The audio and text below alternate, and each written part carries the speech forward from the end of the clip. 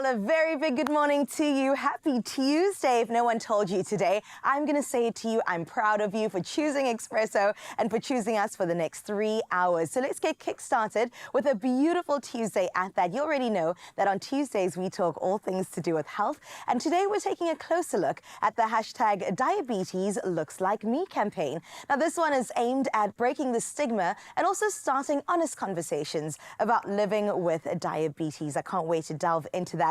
And then we welcome powerhouse leader Tumi Lebaka, who shares insights from a brand new book. I can't wait to get into it. It's called Thrive, and it is a must-read for women rising through the ranks of leadership. Yes, we need more women in leadership, please. And then we'll also be celebrating a major music moment as Bassi joins us to reflect on a historical triple win, and that happened at the Metro FM Awards for her smash hit called Kwelanga 2.0. And we might just throw in a performance just for you, all right? And of course, our very excited Peden Smith joins us from my family over at Good FM. He comes to studio to unpack all the latest entertainment news and the buzz that's on the streets. It's definitely going to be a feel-good show you do not want to miss. I can't wait to get into the next 3 hours. Imagine that's just the menu for today. All I'm saying, Expresso fam, is that you and I, we're going to eat so good. Jenny Morris also joins us in the kitchen, and I can't wait to get into some delicious recipes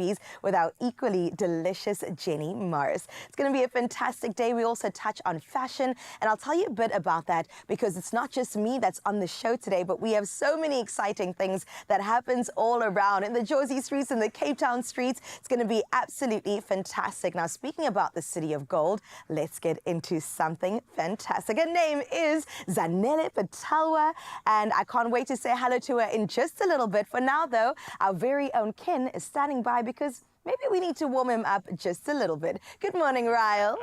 Nicely done, Carissa. Thank you so much. And yes, good morning to you, you beautiful souls. Welcome to this final moment. It's called Tuesday. You know what's going down. Obviously, we've got some options this morning. And before we even jump into chatting to Zanele, I needed you to come through.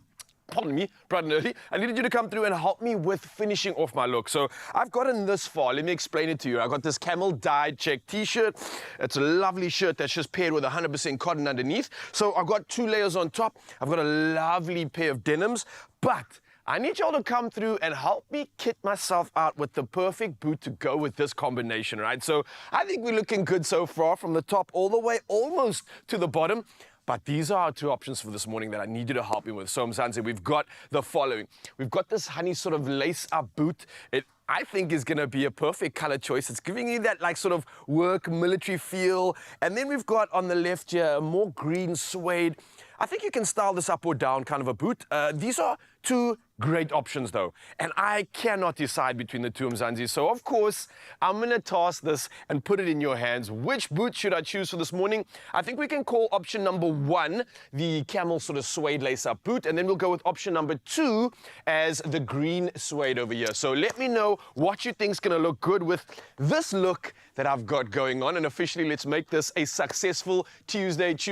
Sorry, I am correct in that. Yes, option 2 is the green and option 1 is the honey. So I just wanted to make sure when we are voting online, and I need you to come through and let me know what's going to be the best choice for this morning. I know you know which one I'm leaning towards, but listen, I'm putting the power in your hands, Mzansi. Make me look good. It is Tuesday. A reminder that these looks are available at Woolworths. You can get them online, in-store, and on the app, and we need you to come through. So let me know what you think is going to be that perfect choice. I think I know what it's going to be, but the power is in your hands. Tuesday has never looked this good, and it's going to get better thanks to you. For now, the official duties must commence. Let's find out what's happening with the rest of the show. And yeah, a lot to get through this morning. I'm so excited. I love boots. I love like loungewear a lot. I love oversized jumpers. With kids, you know, they go around, they play, so I always make sure that, you know, they're durable, they last really long. 5 minutes after 6 o'clock, let's get into those national news headlines first. Now we get started here where President Cyril Ramaphosa rejected claims that 49 white South Africans seeking U.S. resettlement qualify as refugees. Speaking in Cote d'Ivoire, he emphasized they're not fleeing political or religious persecution. Now, the Department of International Relations called their claims false, noting such individuals oppose constitutional reform. Officials warned against manipulating refugee definitions, asserting there is no systemic racial oppression in South Africa. The matter gained attention as the first group arrived in the U.S. under disputed circumstances.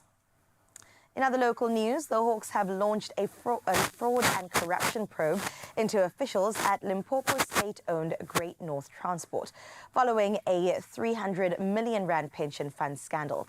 Now, over 500 former workers complained their pension contributions were deducted but never paid over. A provincial treasury forensic report uncovered the irregularities, prompting the Limpopo government to escalate the matter to the Hawks. Investigators are now looking into the misuse of workers' funds, that is amid growing calls for accountability and justice in public service operations. In your international news making headlines, Nigeria recorded its fastest growth in a decade, driven by fourth quarter momentum and fiscal reform.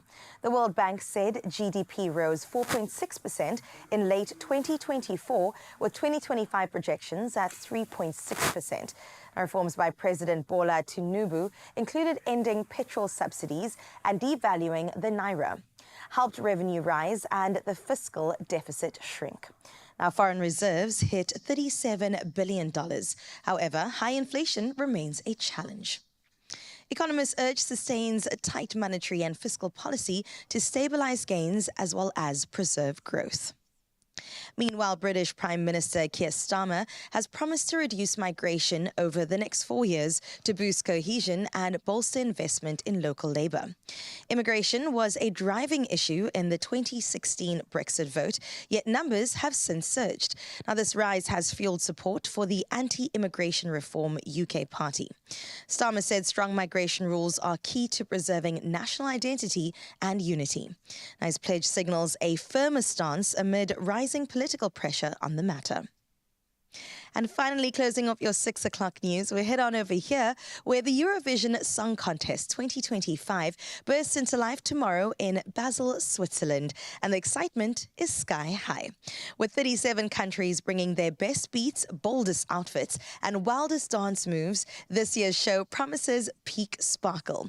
Now, Sweden's cheeky trio KAJ has fans buzzing with a sauna-themed bop, Bara Bara Basu, while the UK's country pop girl group Remember Monday is ready to surprise with What Just Happened. From heartfelt ballads to glitter bombs of joy, Eurovision is once again uniting fans with music, madness and magic. The grand final will take place on Saturday, hosted by Graham Norton and streaming live on BBC One as well as iPlayer.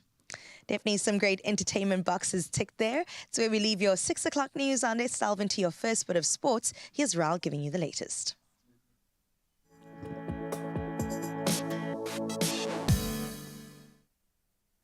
Thank you so much, Carissa. And let's bada all the way into sport right now. And starting with football news, now Orlando Pirates coach Jose Riviero will lead the team one last time tonight against the Golden Arrows. Now, this is following an early contract release. Now, Riviero, who has joined an unnamed club, will be replaced on an interim basis by assistant coach Mandla Nkazi. Now, this is supported by head performance analyst Rayan Jacobs for the remaining league fixtures. Well, moving to the cricket, and India's star batsman Virat Kohli has officially retired from Test cricket, closing the chapter on a stellar 13-year career. Now, Kohli scored 9,230 runs with 30 centuries in 123 tests and led India to 40 wins in 68 matches. And this as captain, the most by any Indian skipper. And while stepping away from tests, the 36-year-old remains available for ODI selection. Well, sticking to cricket news, and the Indian Premier League will resume on the 17th of May and conclude on the 3rd of June, and this according to the BCCI. Now, the tournament had been paused due to recent India-Pakistan tensions, but will now proceed after a ceasefire agreement. And the remaining 17 matches will be played across 6 venues, ensuring the completion of the lucrative T20 competition. Well, lastly in sport, we move to the world of golf, and torrential rain continued to soak Quail Hollow on Monday, hampering preparations for the 107th PGA Championship. Now, with more showers expected before Thursday's tee-off, players face limited practice time. And world number one Scottie Scheffler and Masters champion Rory McIlroy lead the betting odds. And McIlroy, a four-time Quail Hollows winner, thrives in wet conditions, while Scheffler seeks his second win of the season. Well, that's a wrap up on all things sport. We will dive into it in the next hour. But for now, though, let's see what's happening in the world of weather with Carissa.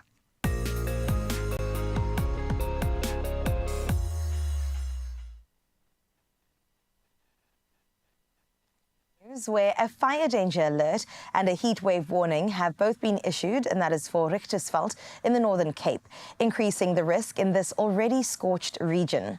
Now, the heat wave is expected to last until Friday. The South African Weather Service also flagged Namakwa for extreme fire danger. Meanwhile, water supply disruptions are affecting parts of the northern Pretoria due to maintenance on the Montana Reservoir. Residents in Montana, Magalieskrain and Senoville are urged to store water. Authorities are calling on the public to use water sparingly during this period.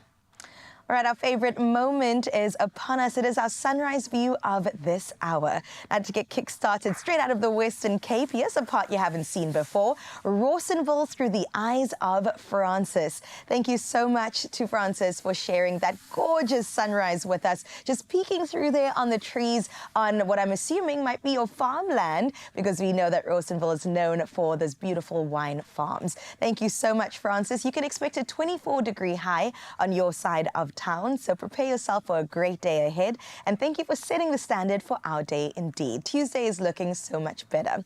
Remember to continue sharing your morning views with us on 063-036-9649, and of course you can send that through to us on our WhatsApp line as we get into the temperatures to see what the rest of the country can expect for today.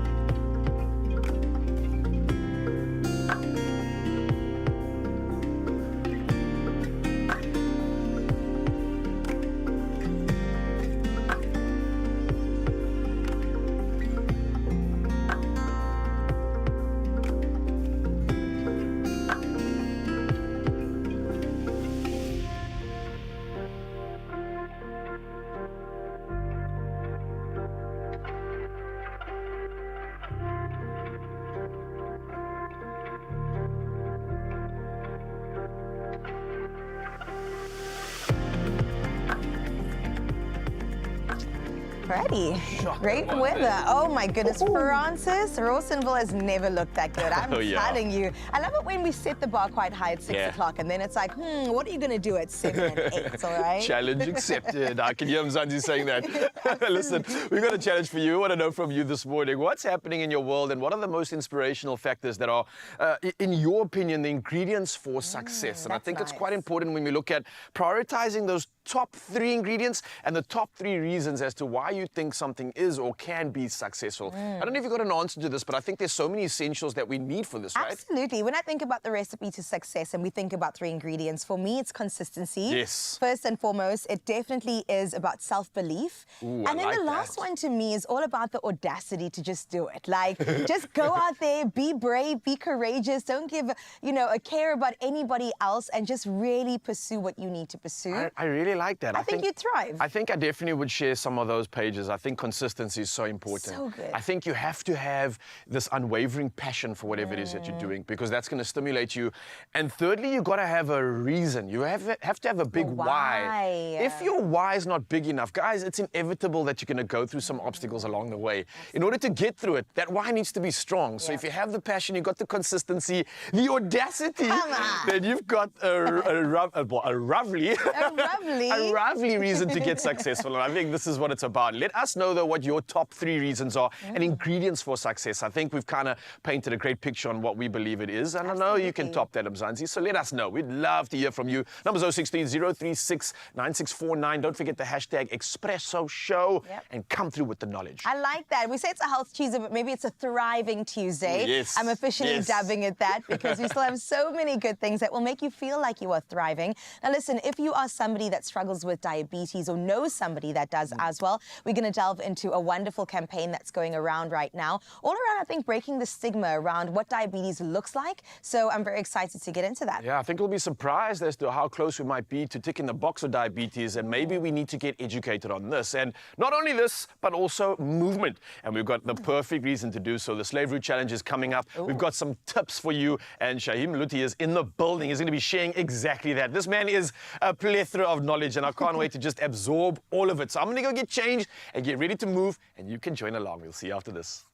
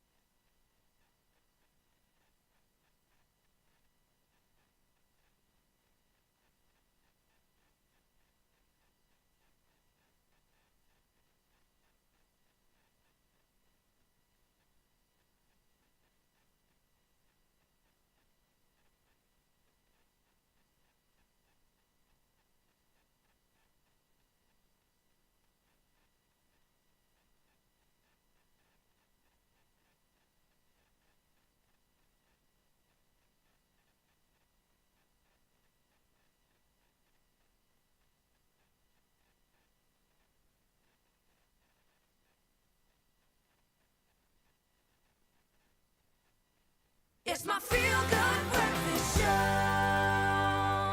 Welcome back to your Feel Good Breakfast Show on this Health Tuesday. Now listen, there's a huge movement building across Mzansi to change how we see diabetes and most importantly, how we talk about it. And it is called hashtag Diabetes Looks Like Me. And the message is so clear. It's that diabetes doesn't have a type. I mean, it does have a type, but it doesn't have a type, if you know what I mean. It can affect anybody, yet thanks to stigma and misinformation, 1 in 2 people living with diabetes in South Africa don't even know that they have it. And to unpack the facts and also fight the stereotypes, we're joined by our incredible people on our couch today. Bridget McNulty, co-founder of Sweet Life, South Africa's largest online diabetes community, who's lived with type 1 for 17 years and is also leading the hashtag #Diabetes Looks Like Me movement. And alongside her, we have our prof in the building, Joel Dave, head of endocrinology at Groote Hospital as well as UCT. Welcome. Thank you so much for being here today. Thank you for having us. I love that I say it doesn't have a type, but there is a type, because there's type 1 and type 2 that we know about. Bridget, maybe I could start with you and talk a little bit about your journey. I mean, 17 years living with type 1 diabetes. I'm really curious about what's a reality that people don't actually see at the end of the day. So it's so interesting because I think when we talk about diabetes stigma, people think, oh, it's not that serious. It's people making bad jokes about like, oh, I can't eat that donut or I'll get diabetes, which is very annoying. Please, can everyone stop making those jokes? But that's not actually what's at the heart of this. At the heart of this is the fact that we have a huge diabetes stigma problem in South Africa, and we actually have an image problem with diabetes in South Africa. I think there's this sense that if you're diagnosed with diabetes, you're going to be treated differently. You're going to be blamed and shamed for your condition. Right. People will think you gave it to yourself. There's a lot of stigma around that. And it's just not true. Prof. Dave will get into the details later, but it's not that anyone has ever given themselves diabetes. And if you've just been diagnosed, you need support. You don't need to be blamed. Sure. And so that's what we're trying to do here, is change the face of diabetes in South Africa, show that it can look like me or you or anyone else, and that if someone is living with diabetes, they shouldn't be blamed for it. I love that. And I love that we're talking about it, because the more we speak about it, it lifts the shame that is attached to it as well. So talk to me about this campaign, Diabetes Looks Like Me. Where did it come from? What's the inspiration behind it? So Diabetes Looks Like Me is actually an international hashtag. We're bringing it to South Africa, and the 14th of May, tomorrow, is Diabetes Looks Like Me Day. Sure. And we are inviting people with diabetes all over the country to share a photo of themselves, a selfie, on social media with the hashtag, and they can share their stories and experiences of diabetes and what it's like for them, or just their photo and the hashtag. And it's really just about showing that there are so many different faces attached to diabetes. And then, as well as that, we have a diabetes fact sheet, because a lot of stigma comes from misinformation. Right. And so we just want to explain the basics of this is what diabetes is, these are the facts, and we have a video with a lot of different faces of people living with diabetes. So we invite everyone to join us tomorrow. It's all over social media. We are South Africans with Diabetes on Facebook, sweetlife.org.za, on Instagram, and really just to show that diabetes doesn't affect just one type of person. It's part of all of us, and we should all be accepted for it. Oh my goodness. Can I just say I love the name Sweet Life? Like, it's just so brilliant, because yes, you can still live a sweet life without the things that people see as a luxury, perhaps. If we bring it down to South Africa, I mean, can you unpack what the real life implications of what it looks like to be diabetic in South Africa is like? So, I mean, it's different for every person. Obviously, it's very different based on your background. One of the things I found most interesting with this campaign is that a critical part of it is sharing the stories of people's experiences with stigma. So we invited our community to share their stories, and they're heartbreaking. Sure. Because it's stories of isolation and feeling like they can't speak up about the fact that they have diabetes, or feeling that any time they're in any social situation, they're being judged. You reach for something to eat and someone says, can you eat that? Should you be eating that? Right. And also just that there is this constant 24/7, 365, you never get a break from diabetes. It's an invisible chronic illness that you never get a break from. And it's not that we're asking for sympathy. Anyone with diabetes can live a sweet life. You can do absolutely anything with diabetes, but just that, be a little bit kinder. Like, don't blame someone for having diabetes. Don't shame them for it. And the reason this is so important is not just on an individual level. It's that if we can change the face of diabetes, we can encourage people to get diagnosed. 1 in 2 South Africans with diabetes are undiagnosed. That's wild. Crazy. It's the #1 killer of women in South Africa. What? #2 killer of men. It's not a lethal condition. It should be manageable. Right. But if people aren't getting diagnosed, they can't manage it. I love that. And so we really want to give ourselves a bit of an image overhaul. I like that. The PR is working overtime. Yeah, come join love the to see it. club. It's a great club to join.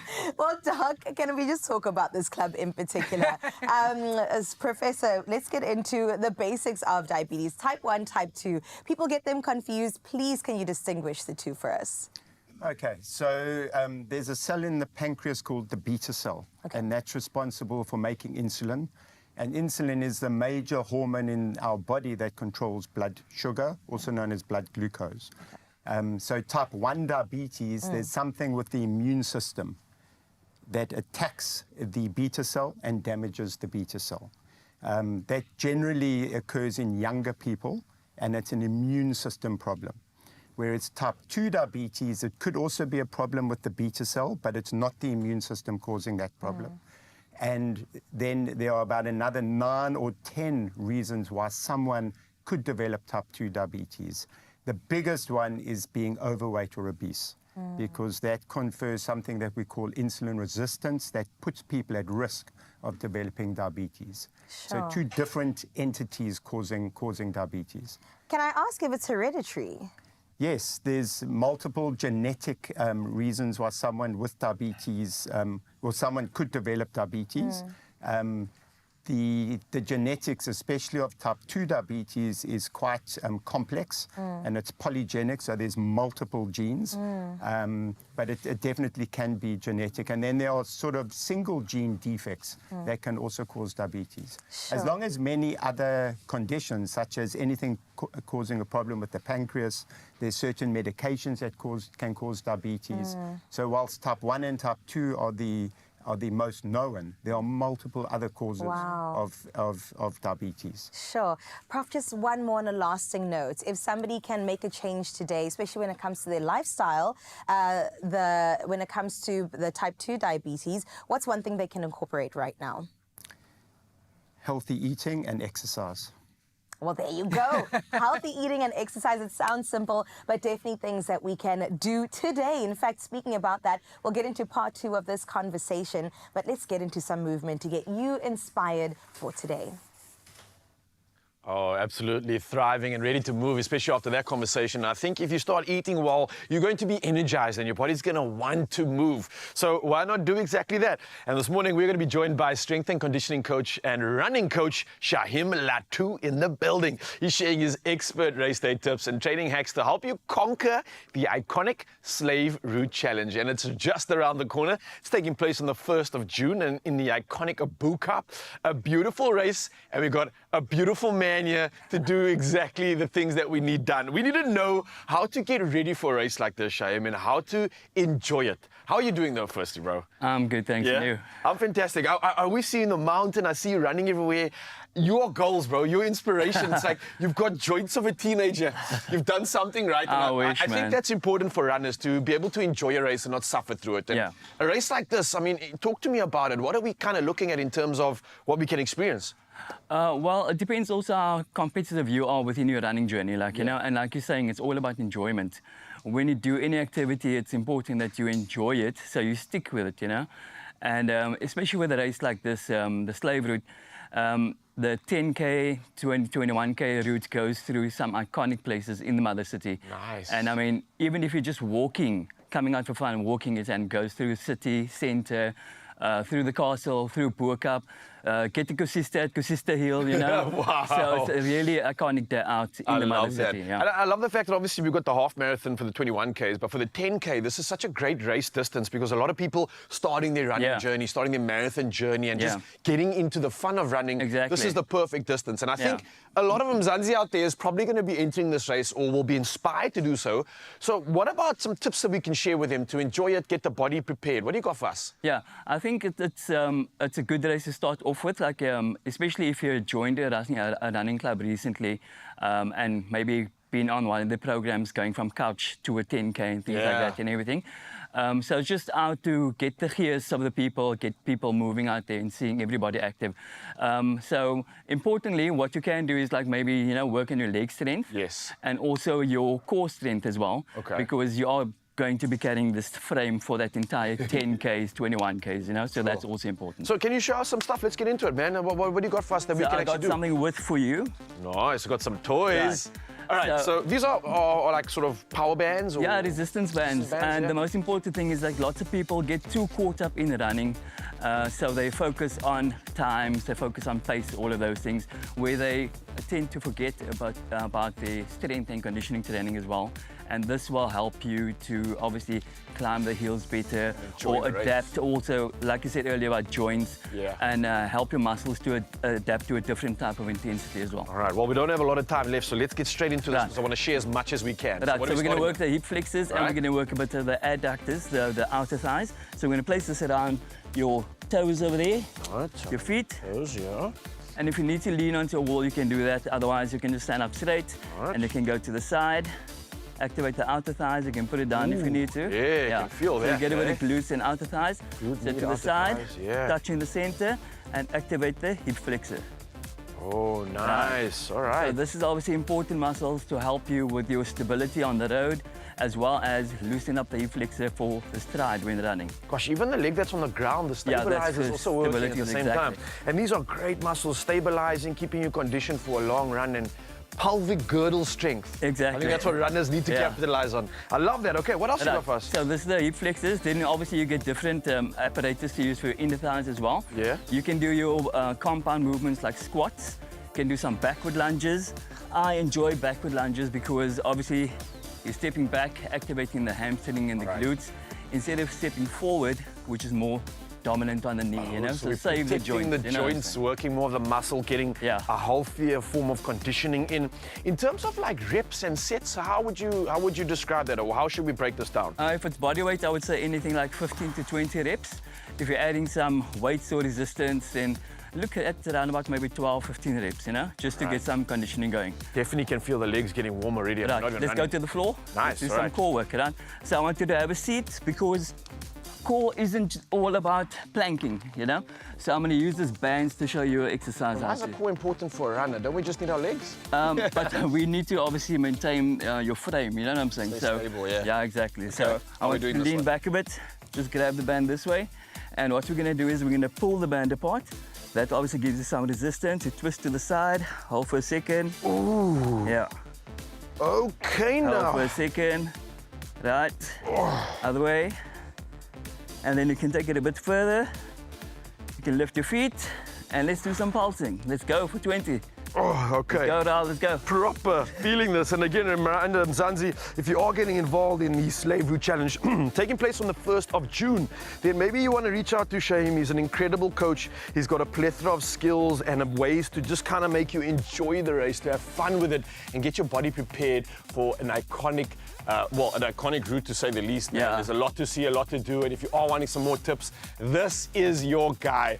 Absolutely incredible energy and an incredible amount of skills to get your running journey on. And I think for you, Mzansi, out there, even just starting the 10K would be a great challenge to capitalize on the magic we have right here in the Boo Cup. So good luck for all those entering 1st of June. You've got lots of time to get into it. Nice stuff, man. All right, let's finish that call. That was a nice one. I like that.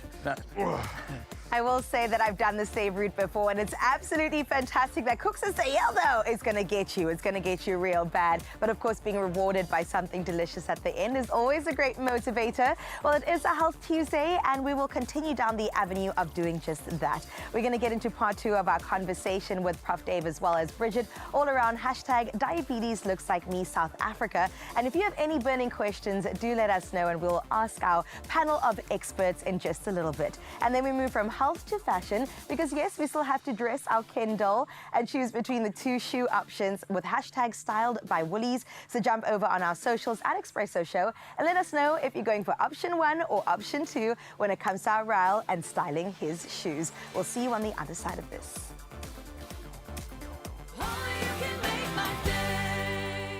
Welcome to Booty South Africa, where comfort meets sustainability. Made from organically grown bamboo, Booty Essentials are ultra soft, breathable, and kind to sensitive skin. From cozy sleepwear to cloud soft bras, feel-good comfort never felt so good for the planet. This Mother's Day, stand a chance to win one of 5 1,000 Rand Booty vouchers. Entering is easy. Head over to booty.co.za and follow the prompts. Competition ends 16 May. T's and C's apply.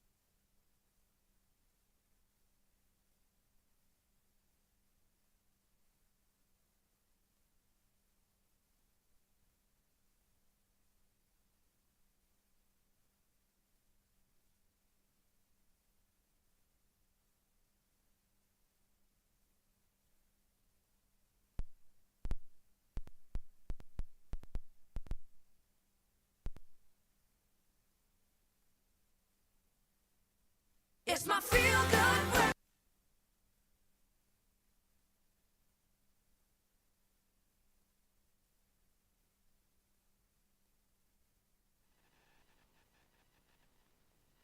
It's my feel good breakfast show.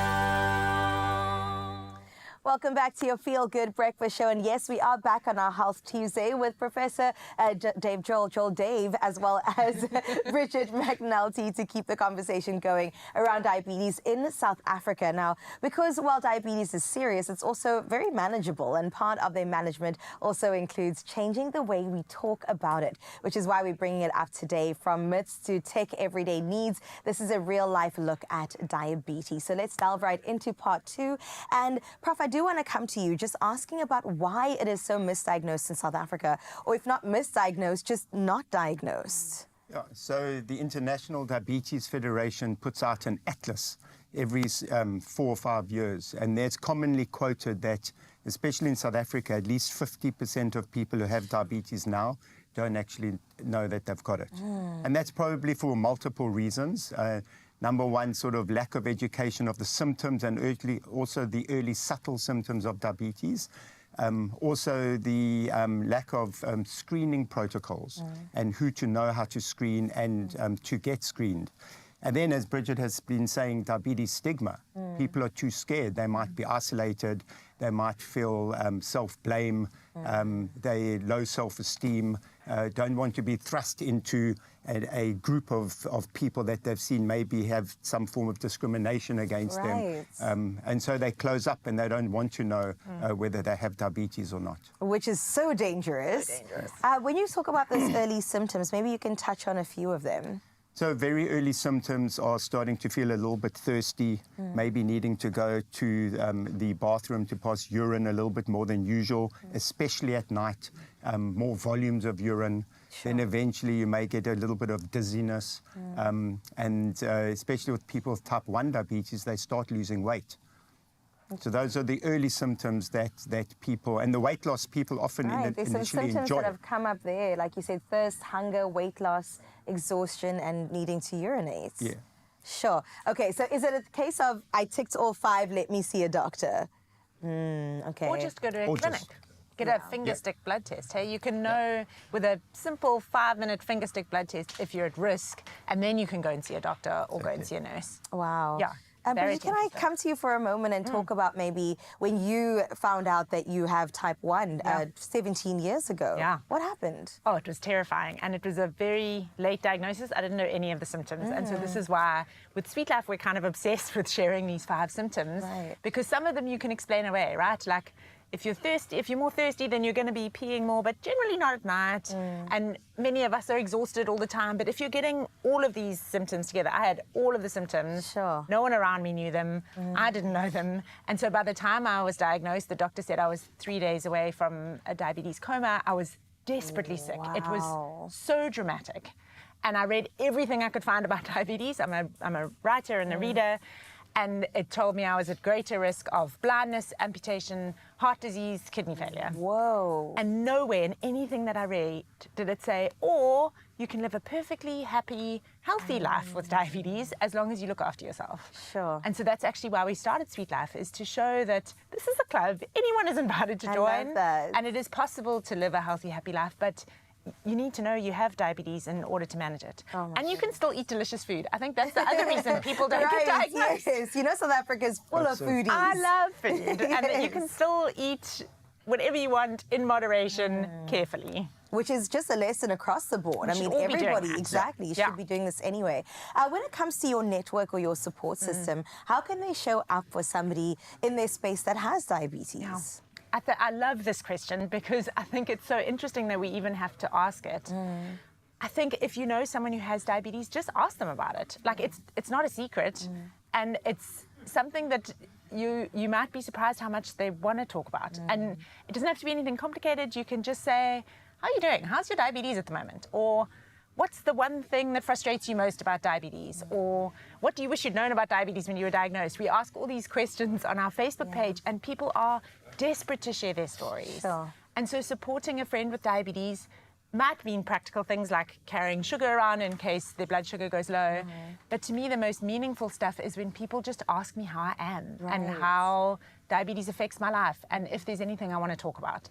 And maybe there isn't that day, and that's fine too, but it should just, there's psychological evidence that if we can bring the stories of diabetes into the spotlight, that's a huge part of dismantling diabetes stigma. And so we really just need to make it more of a conversation.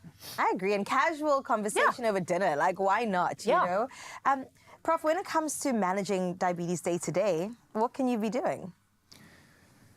Sure. So there's quite a wide spectrum because there's type 1 diabetes and type 2 diabetes. There are people with type 2 diabetes who are on oral medication. So there they would just, very important to adhere to your medication, to watch what you eat, to try and exercise. But then there's people with type 1 diabetes where, as Bridget said, it's 24/7. You know, you're having to monitor your blood sugar, you're having to give yourself insulin, you're having to continuously adjust your insulin. Blood sugar isn't a flat line, it's up and downs, there's peaks and troughs. And so it's getting to know what pushes your sugar up, what pushes it down, how to best manage it. So it unfortunately is a 24/7, but I think the important thing that's coming out, and that Bridget was saying, is that you can live a long, healthy, productive life with diabetes. Every single one of the complications of diabetes is completely preventable. Sure. And I just, the other day, I tried to look up the oldest person living with type 1 diabetes. And it's actually an ex-South African living in the USA. Amazing. She's 92. Ooh, I love She's to had hear diabetes this. since she was 11 years old. So she's been living with for 81 years. She's got no complications. She's been married. She's had a successful career. Wow. She's got grandkids. She's got great-grandkids. So it's just proof that you can live a healthy and productive life with diabetes. And I feel like somebody needed to hear that today. So thank you so much for that, Prof. You're 81 years is absolutely insane. So if you are somebody in the community that has diabetes, tomorrow is your day to shine and also shed some light on your story. Remember to use that hashtag diabetes looks like me. It's on the screen right now, so you can have a look at that and make sure that you add to the conversation by sharing your pictures and also sharing your story. Bridget, Prof, thank you so much for being here. We look Thanks for forward having to us. seeing all of those images tomorrow. But for now, though, speaking about images and looking good, Ryle, our Kindle, we have to find out which option we went for. We do indeed, but thank you so much for that incredible conversation. Feeling educated, and now I'm just hoping to finish off this look. Now, earlier we obviously asked you to help me with an option, and that was to choose between two pairs of boots. We had the lace-up worker boot, and we had the suede desert chukka boot. Now, a lot of you have come through with so many comments, and I'm so grateful that you have been assisting me. But a reminder, these were the two options that we had to choose between, option number 1 or option number 2. Now, I know we've got a lot of voice notes, a lot of comments, and a lot of everything, and you all had opinions on this one. So I'm hoping I can share some of that with you and talk about what you guys thought. And Estelle Janssen van Vieren says, option 1, wow. And of course, using the hashtag Expresso Morning Show. That's a good thing, right, Estelle? Because I agree with you. Definitely a wow there. Linda Tolo says, good morning, Expresso Show. Definitely option 1. Hashtag Style by Woolies. Linda, thank you so much for coming through on that vote. And yeah, it looks like Sam Oliver agrees and also says option 1. Well, Sammy, thank you for weighing in on your opinion. For now, it seems unanimous. I don't know if there's any more comments to get through. Navata Charlene Naidu says, number 1, the rugged lace-up, love the look. You know what, Navata, I think I might agree with you. I also do love this look as well. And then Vincent Musiwandile says, option 1. Boom, boom, boom. I think it's getting a bit obvious here. And then Esme Henry says, good morning. Option 1 for our nature boy Raul. Today, matching his outfit. Hey, you know what, Mzansi? I think I might agree with you. I absolutely love the fact that you all came through and shared your opinion and helped me finish off my look. And officially, let's reveal. Boom, boom, boom. We've got option number 1. It's the lace-up boot. It looks incredible. I absolutely love it. I could not agree more with the choice that you made this morning, Mzansi. So officially, let me say thank you for making me look this good this morning, and I'm ready to officially serve you. Carissa's eyeing my boots out. What do you think about this? I was coming in to give you a round of Is it a applause. yay? Not even for you, but to our Espresso fam I for think they nailed it. definitely nailing this. Absolutely fantastic. I was also thinking the matching details of the flannel along with the boot. It just goes together so well. It's such a win. It is so me as Wow, well. it And this is something I is. can work in. And straight after work, I can head out to the mountain, head over to friends, or just Come do something on. crazy and adventurous because I'm ready for it. You know what? These boots, they give me that ability to like we're dance. dancing, we're Yeah, you dancing. know what I mean? It's all happening. So I think you need to try replicate this look, Mzansi, because you're going to turn heads if too you're rocking good. this. I love I it. feel good. Turn heads and tapping your toes for sure. Woolies always has got us covered with the perfect pair of boots, as you can see on our Nature Boy. And you can, of course, get them in store online and on the app. Winter is coming, winter is here. So make sure that you look just as good for the upcoming season. Made for it. Yes. I love boots. I love like loungewear a lot. I love oversized jumpers. With kids, you know, they go around, they play, so I always make sure that, you know, they're durable, they last really long.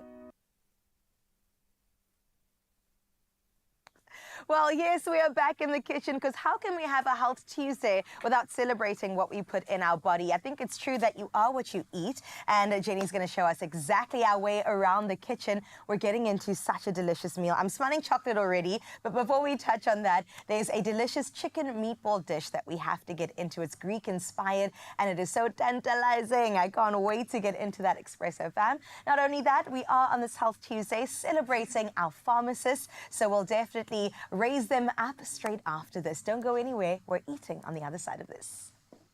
You make my day.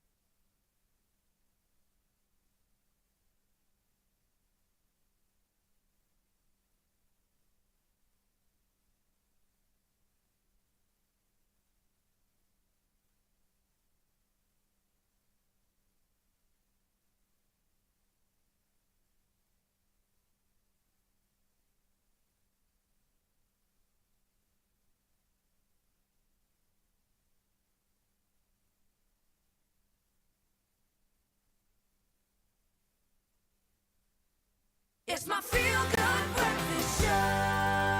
Well, Expresso fam, we're talking about something every parent thinks about, and that's keeping our little ones healthy, happy, and thriving. And joining me this morning are two incredible women who know a thing or two about children's health. We've got Laura Johnston, CEO of Phytoceutics and an integrative nutritional health coach. And we also have Dr. Rafaela Stander, pediatrician, and like Laura, a mum of 3. Doc, you do see hundreds, probably, maybe thousands of children each and every year.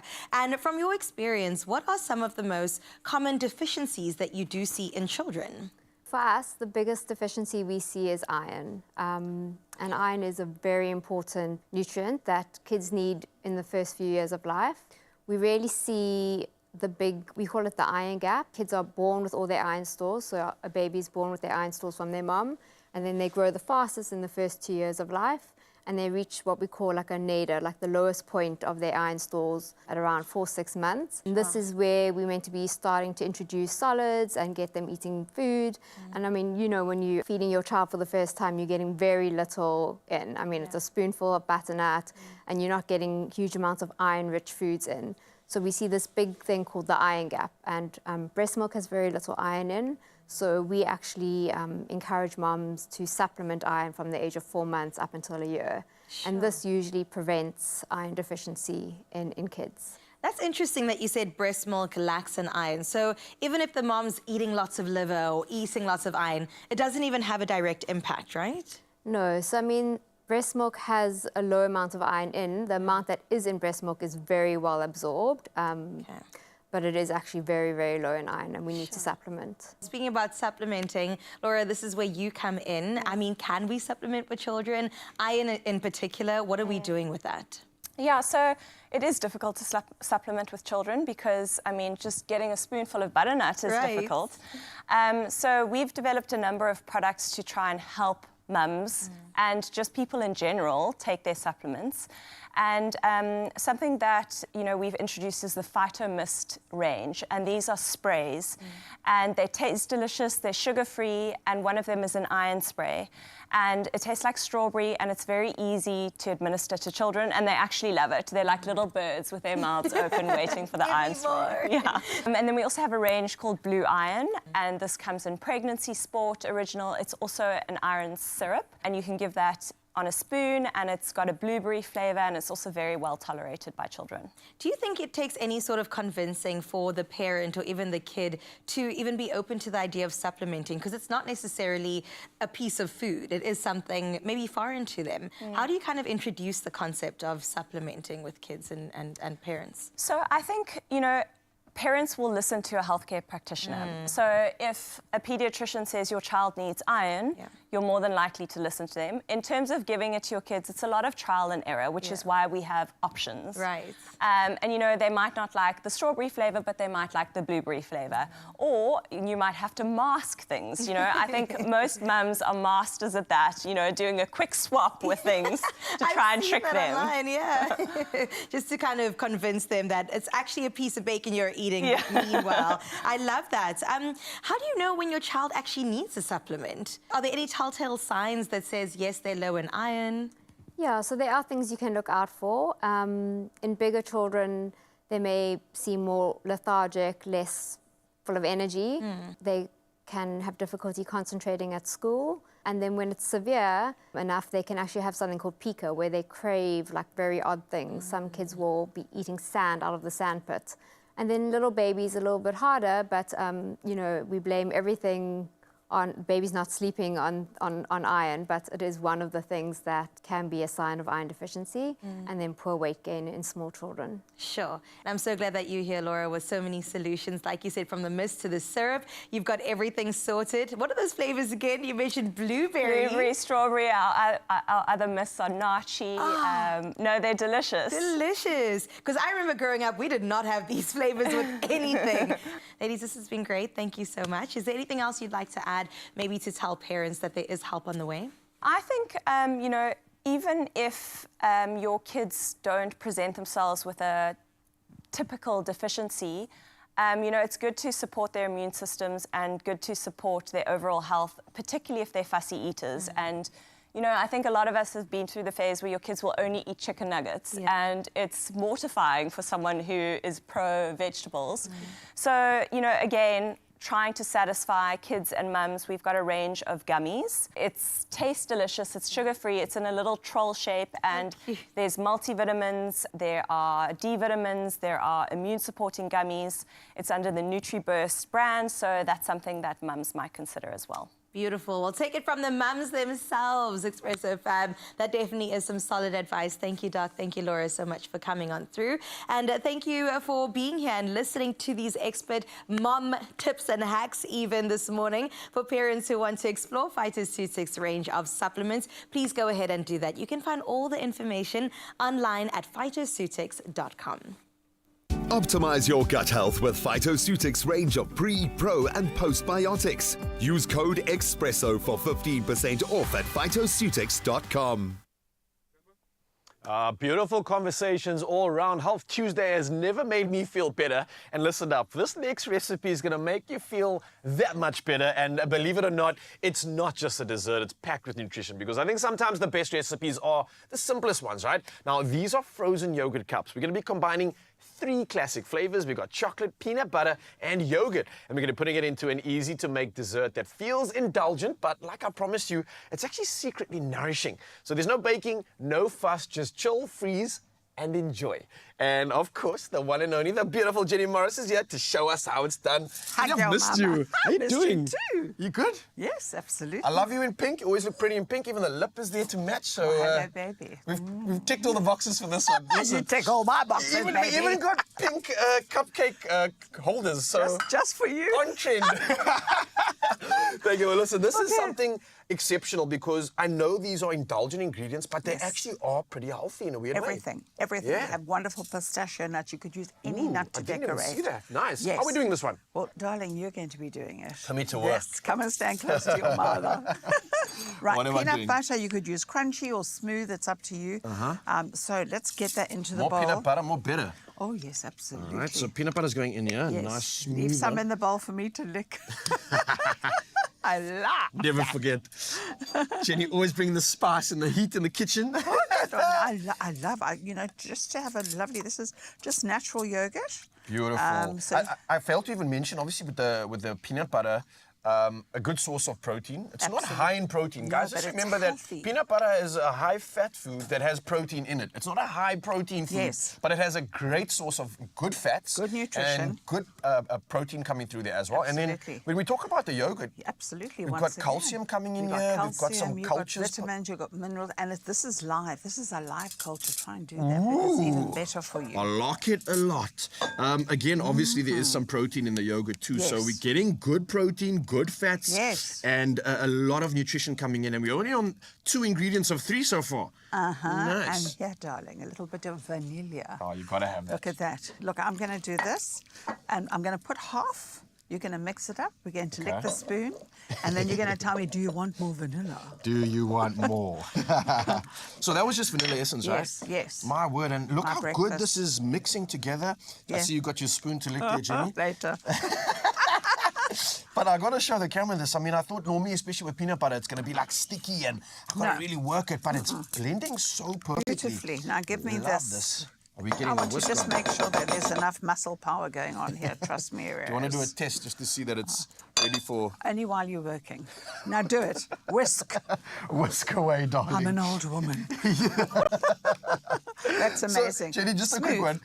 one. We got to obviously remember we're working here. What is And the we behave ourselves. Yeah, we're trying. What are we looking for consistency-wise in I'm this looking mix? for smooth. I'm looking for something really, really nice and smooth. And then literally, I mean it. Just taste it and see here. If you would like to add more vanilla, you can use a bit of maple syrup in there as well, a little bit of honey if you want to sweeten it up some more. This is Is it good for you? me, this is good. There I we do go. see where there could be an addition of honey for those Yes, that have a sweet yes, tooth. yes. But I love the creaminess and the body that this is giving me. And the Yes. fact that this is actually healthy. Come on now. And the vanilla opens it up. Yeah, that was Okay. beautiful. I think the vanilla is such a subtle but necessary addition. No, Hang on, is that it? that's it, darling. Wow, okay, It's cool. easy so as that. we cupping this? Yeah, you're going to cup it up. Cup it up. Cup it up, baby. And what I'm doing here is I have some coconut oil and some chocolate. Because Oh, what coconut yes, oil does, it kind of please. stabilizes it. And I Yeah. have some in the freezer, so we're going to play. So wait, So- I read the intro, but I didn't believe it because we're not like baking this thing. There's no No, fuss here. So no. how does this like come together or set? Well, I'm sure you've eaten frozen yogurt before. Oh yes, I have. And you know what I love about this recipe is you could take it at this point and you don't even have to put chocolate on it. You can make a smoothie with it.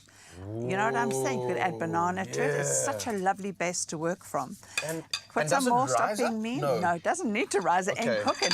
Okay, that makes sense obviously because it's going in the Yes. fridge or the freezer. So while he's doing that, I'm freezing. I'm coming back. All right, I'm so gonna just grab Jenny's these. always coming through and has prepared something in the future so we can see exactly what it looks like and exactly how you can get it done. Reminder to do this. Go to expressoshow.com, find this recipe and go show off to your family and friends because it tastes delicious, it looks incredible.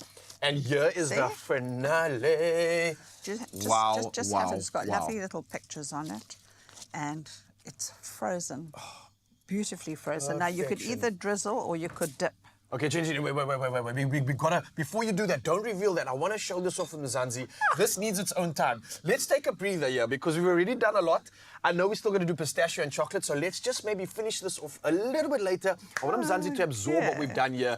We'll show you how to perfect this in just a bit. I want you to go nowhere. Just head over to expressoshow.com, get this recipe, and we'll show you how to finish this like you could never imagine. Ooh, you've got to keep the attention. I'm so used to only having some.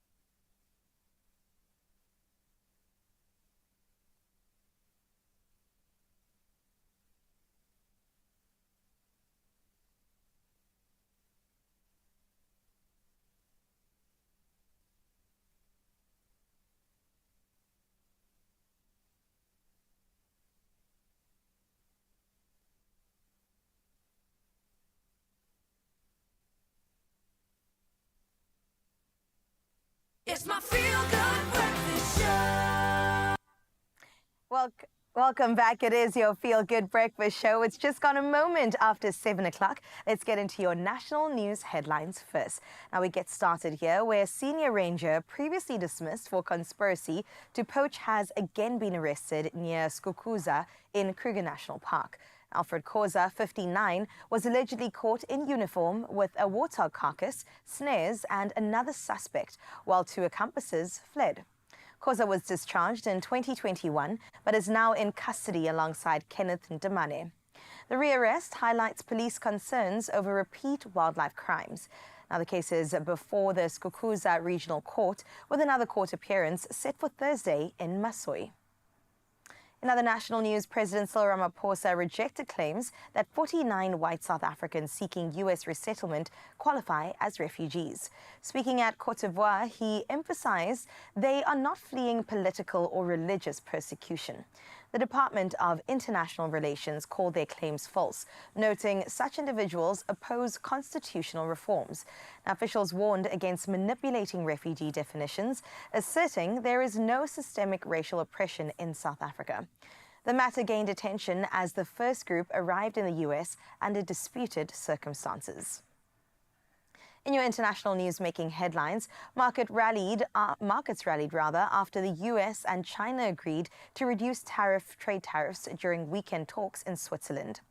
President Trump confirmed in relations lowering US tariffs from 145% to 30%, while China cut its retaliatory levies to 10%. Though some duties remain suspended, further talks are expected. Trump said China welcomed the resolution as it faced economic strain.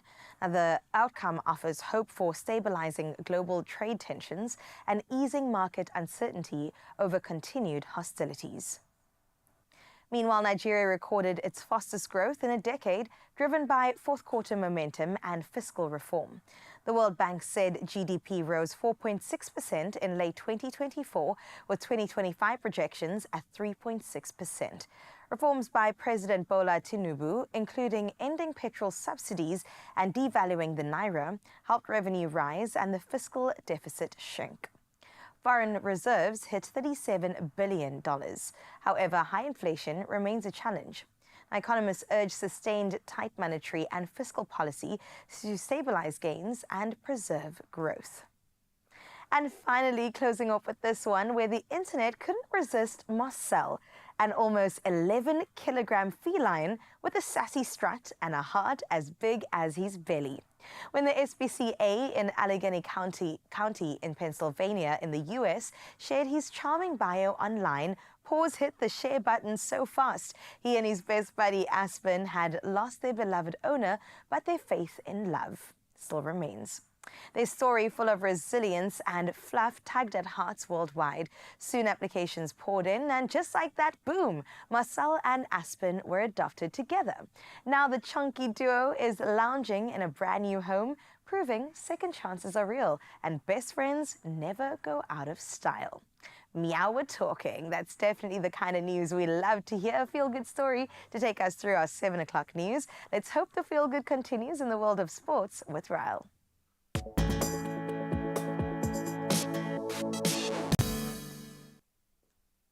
Thank you so much, Carissa. And yes, let's dive again into the world of sport, and starting with football news. Now, Orlando Pirates coach Jose Riviero will lead the team one last time tonight against Golden Arrows, following an early contract release. Now, Riviero, who has joined an unnamed club, will be replaced on an interim basis by assistant coach Mandla Nkazi and supported by head performance analyst Rayan Jacobs. And this for the remaining league fixtures. Well, moving on and carrying into the cricket world, India's star batsman Virat Kohli has officially retired from Test cricket, now closing the chapter on a stellar 13-year career. Now, Kohli scored 9,230 runs with 30 centuries in 123 tests and led India to 40 wins in 68 matches as captain, and the most by any Indian skipper. Now, while stepping away from tests, the 36-year-old remains available for ODI selection. Well, cricket news is definitely taking over right now, and the Indian Premier League will resume on the 17th of May, and that's to conclude on the 3rd of June, according to the BCCI. Now, the tournament had been paused due to recent India-Pakistan tensions, but will now proceed after a ceasefire agreement. And the remaining 17 matches will be played across 6 venues, ensuring the completion of the lucrative T20 competition.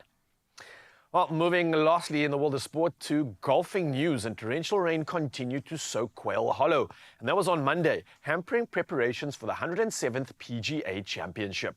Now, with more showers expected before Thursday's tee-off, players face limited practice time. And world number 1 Scottie Scheffler and Masters champion Rory McIlroy lead the betting odds. Now, McIlroy, a 4-time Quail Hollow winner, thrives in wet conditions, while Scheffler seeks his second win of the season.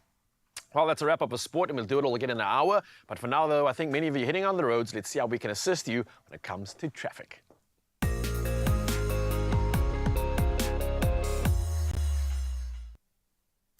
Thanks so much to our nature boy. Let's get into your roads for the first time. And we just touched down in Gauteng, out in Centurion, where there's been an accident along the N1 southbound after the ramp from Samrand Avenue, affecting the left shoulder. So if you are headed out that way, please do drive with caution. And wherever you are headed this morning around the country, make sure that you arrive alive. It's where we leave your roads. Let's have a look at your weather.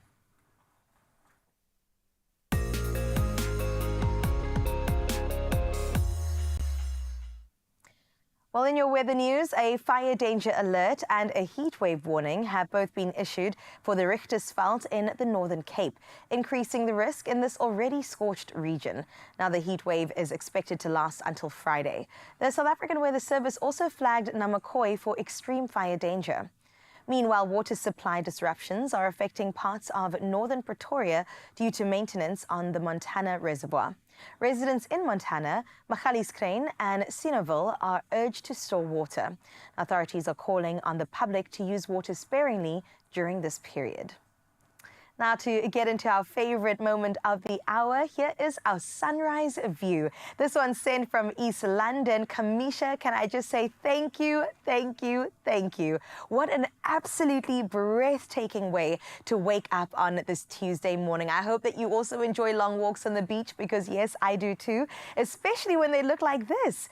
East London beaches just do it differently. So thank you, Kamisha, for sharing that with us. We absolutely appreciate it. And if you think that you can step up to Kamisha, 063-0369649 is that number to snap away and send us what your morning view looks like, as we get into temperatures for the rest of the country.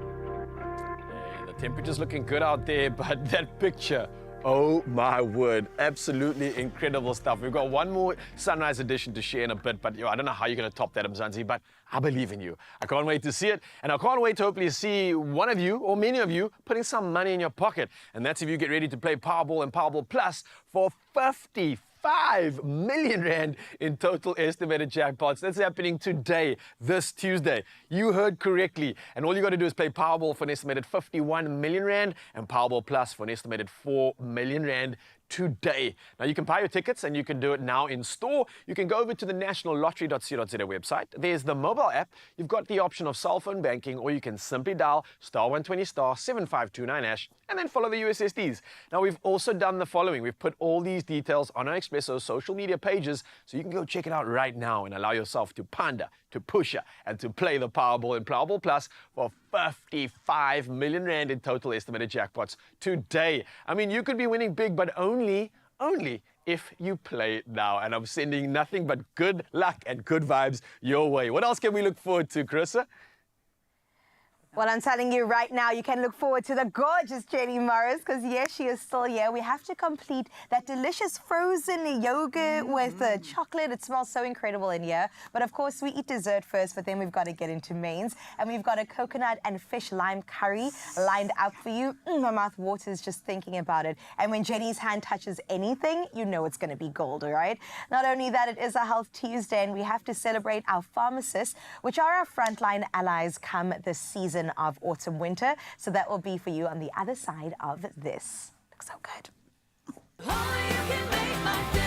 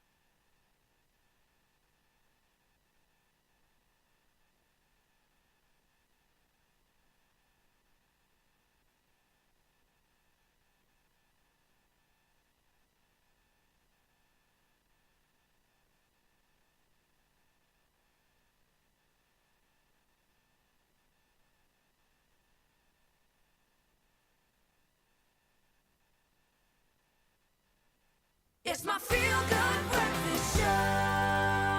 Oh yes, Mzansi, welcome back as your feel-good breakfast show. A reminder, it's Tuesday, and that means Health Tuesday is ticking so many boxes with great conversations coming up, and especially when we talk about today's temperatures, because I think this conversation is something to note. This winter, your first stop for trusted healthcare advice might be closer than you think. We're talking about community pharmacists, which have become essential partners in helping South Africans manage cold, flu, and seasonal illnesses, which is right from the heart of their neighborhood. So today we're joined by what I believe is one of our family members right now, Jackie Mayman, the CEO of the Independent Community Pharmacy Association. And she's here once again to chat about how pharmacists are really truly stepping up to support healthier communities this winter. So before I even begin, Jackie, thank you. How are you doing this morning? Very well, thank you. And yourself? Oh, fantastic. Listen, I haven't been compromised yet from the season and the changes, but everybody around me, lots of coughing. Absolutely. I'm hoping that nothing crazy happens, but I'm not worried because I know I've got pharmacists like you out there. And I think that's what we need to talk about. The fact that we have a community of people helping us, and not just our community around us, but pharmacists are now a part of that, right? Definitely. Yeah. Definitely. There you have an option, and I think that's important when we're looking at help and assistance in this time of need. So we talk about pharmacists. They don't only dispense medication. There's a little bit more that's happening here, right? Can you talk more about this? So a lot of people, you say, what does a pharmacist do? And they think yeah, they give us medicine. Just when we hand things to you. Take a prescription, yes. Yeah. No, there's a lot more than that. And, the pharmacists are accessible. So you can just walk into a pharmacy, they open long hours, 7 days a week, pop in and go and chat to your pharmacist. There's so much more that we do than just dispensing medicine. Yeah. So we can give public education, health advice, we can help you stop smoking, we can vaccinate, immunize. Oh, wow.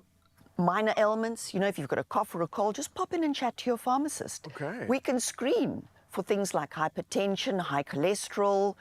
We can help you with advice on stress, sleeping. Oh. So, yes, please do utilize your pharmacist. As you mentioned this, I'm just thinking to myself, we have so many South Africans out there that have become so budget conscious as well, and often will debate between should I spend money going to the doctor to find out or just figure it out on my own.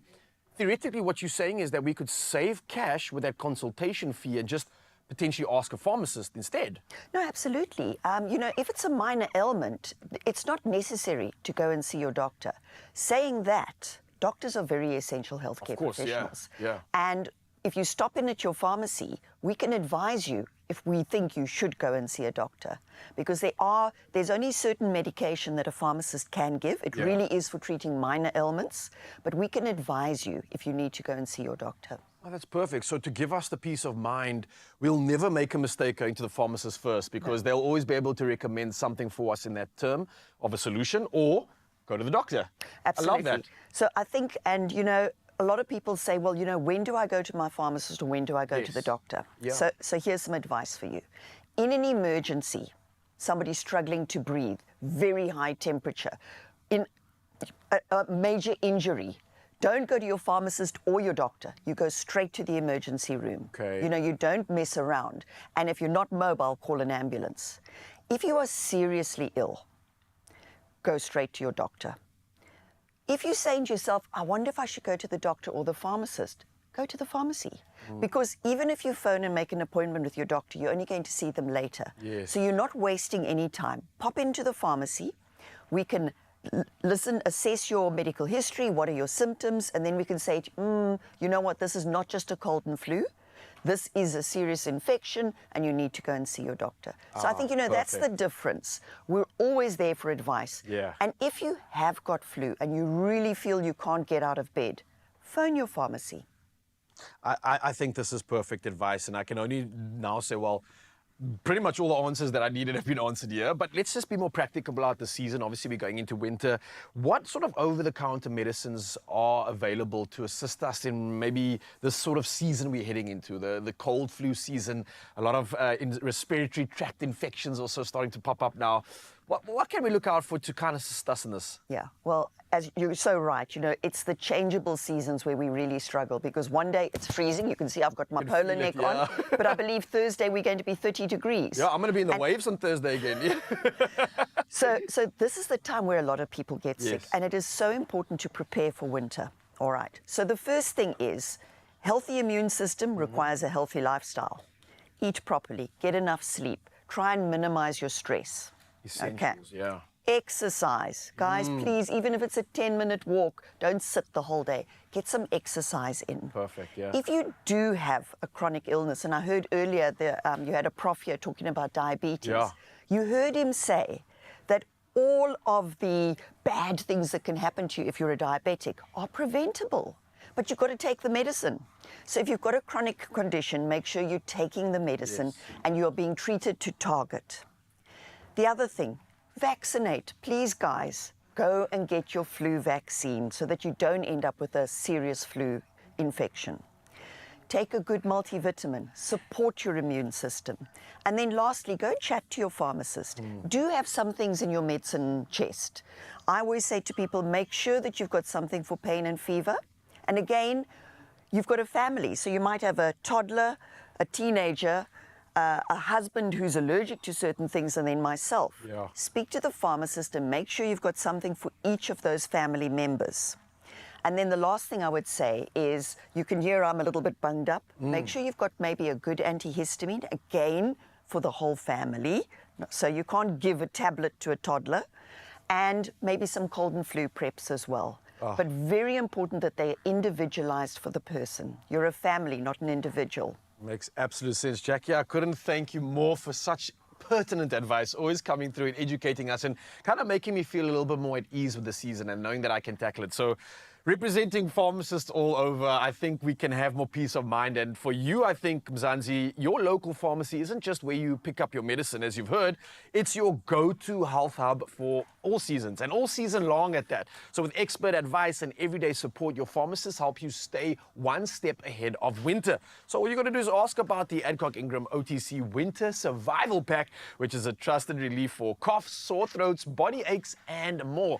And if you want some expert health tips and easy wellness tools, then why not visit Be Prepared 365.co.za. A plethora of great information there to tackle the season. And on top of this, it gets even better because you stand a chance to win 2,000 Rand. And all you got to do is just reply to our Expresso competition post with who your go-to pharmacist is and why you trust them. Now, don't forget to add the hashtag AdcockOTC Winter in your answer. And a reminder, competition closes this Sunday. And the T's and C's can be found at expressoshow.com. With that, I'm just going to be wishing and sending you nothing but good luck. And a reminder, head over to your pharmacist. Thank you so much. We absolutely love our pharmacists, and once again, thank you to Jackie and everybody else that's contributing to the health sector. I think another one that's contributing to the health sector is this wonderful woman right next to me, and of course, we have to finish off a healthy recipe. Doesn't look healthy, but you've been saying it's healthy, and I'm excited about that. Trust me. Oh, I love it. I do trust you, Jenny. So let's finish off our frozen yogurt cups with peanut butter. We're dipping it in some chocolate, but also we have pistachios. We do. You can use any nut you like. Some people don't like nut. Oh, look at my fingers. I want to lick them later. We'll get Ryle on this too. Okay, so I'm just going to sprinkle some nuts on top of it. So you can dip or you can drip. I mean, the choice is yours. Depending on the aesthetic and the vibe. The look. Sometimes you like to just have the look of love. Right. This is really beautiful. The green against the brown. Absolutely. Wow. You know what's also nice is you could put, like if the kids are doing it, they could put like little sweet, little chocolate eggs. And it's a great family recipe. Yeah. Everyone can get involved. In fact, oh, it dries down very quickly, Jenny. I'm oh my sure goodness. it does. You know what this reminds me of? Those chocolate. The ice creams that on you a get, stick. yes, Yeah, and they dip baby. it in. Yeah, baby. You're right. What a nostalgic moment. Oh my goodness. What's nice about these, they stay in the freezer and you can use them. See here, it's a little bit of variegation here. I like that. You like it? I love it. And you can put it in the feed freezer this. with the nuts. You can, absolutely, and take it straight out. Or freeze for later and bring them out as treats for kids. It's a it's healthy. Yeah, it's a lovely, healthy treat for kids. So I'm going to take these little fingers and wash them because we've got another dish to do. So while you are adorning, I'm going to quickly wash the chocolate off my hands. You do that. And we're going to make a into, fish dish. Yes, something delicious. And I love this one because I personally love a one-pot wonder. And if you too need a quick, healthy dinner that doesn't skimp on all the flavor, then this coconut and lime fish curry is definitely your answer. Now, it comes together in under 40 minutes. And also, like I said, doesn't create too many dishes. and delivers bold Thai-inspired flavors with minimal fuss, which is everything that I love in a meal. So let's get into it. The ingredients look fresh and delicious. This is really, really wonderful. What I've got in here, I've got some red onion, which I'm caramelizing and just bringing it down. It's still translucent, but you want to get a bit of flavor on it. And then what you're going to do is you're going to grate the garlic. I can do that for you. Is there any preference or either one? I like this one. This one. I like this one. And the reason why we're grating the garlic is because there are two compounds in garlic. And the minute they meet, so excited, darling, and they give you that wonderful aroma Yes, they and do. that beautiful flavor. So, and you How can many? come here, darling. You can do it right over the pot. Right, Like my that gal. makes sense. Do you like garlic? I love garlic. I personally feel like you can never have enough garlic. Exactly. It's antibacterial, antibiotic, antisocial, and who cares? I love that, antisocial. Also, do you prefer fresh garlic like this or the one in the pot? Don't ask me a question like that. Fresh. Fresh garlic every Fresh time. always wins the race. It's true. Yeah, we have some lovely Thai red curry paste. Oh, You could lovely. use green curry paste, but I love the red. You know why? It just shows up. That's fine, we've got enough there. It shows the fish up beautifully. And the color also is so Gorgeous. stunning. Smell that. It's got everything in it that you need. So you can already smell this is becoming fragrant. Yeah. I Okay. love a coconut curry. I also struggle with dairy sometimes, and so coconut milk is the best option. Yes, yes. Now what we need to do here is start to release flavor. So the minute you fry it and the heat gets, the minute it starts becoming aromatic, that's the time, okay? Hey, oh, I love this so much. Okay. Yum. I can't hear you. Okay. Keep stirring. That's absolutely delicious. And the color also is so Yes. stunning. The oil mixed together Can you with smell? the red. It's so good. Okay, There let's we go. actually move it to the middle plate so that Ah, we yeah. go a little bit quicker, I think. Lovely. It's not hot. Okay, yeah, I can do that. Look at you. Thank you very much. I'm your sous chef, Jenny. Let's do it. And a very, very smart one at that. Thank you. So I want this to sort of wilt down, but I also want to keep the texture. So I'm Right. going to cheat slightly and get my coconut milk in already. Okay. Remember, this is Right now? You keep going and do it nicely. Oh, Look you at tell me. Give it. Ooh, a little Just pizzazz. give it the pizzazz it deserves.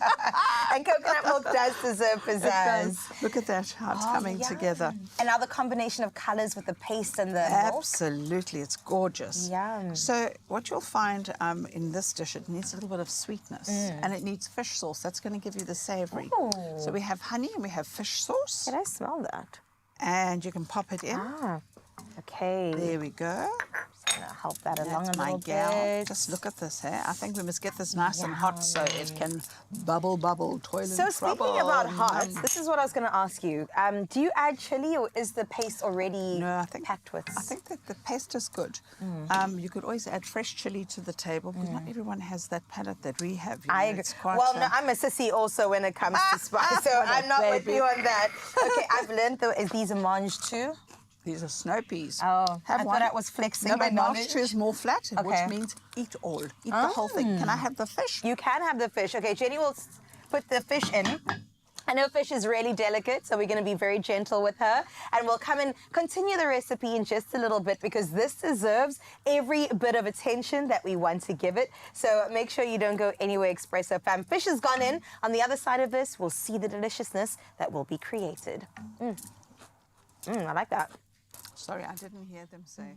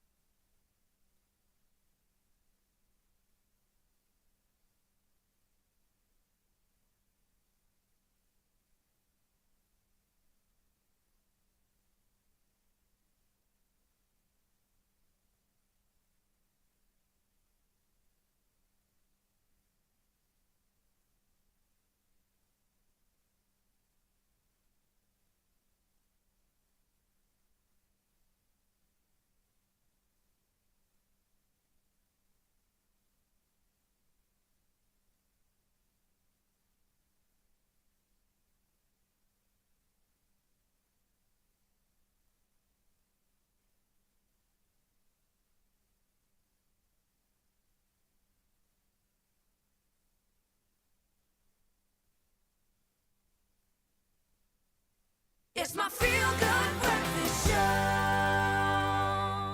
Hey, I'm Zanzi. Welcome back. It's your Feel Good Breakfast Show. And I promise you, Tuesday was going to be exceptional.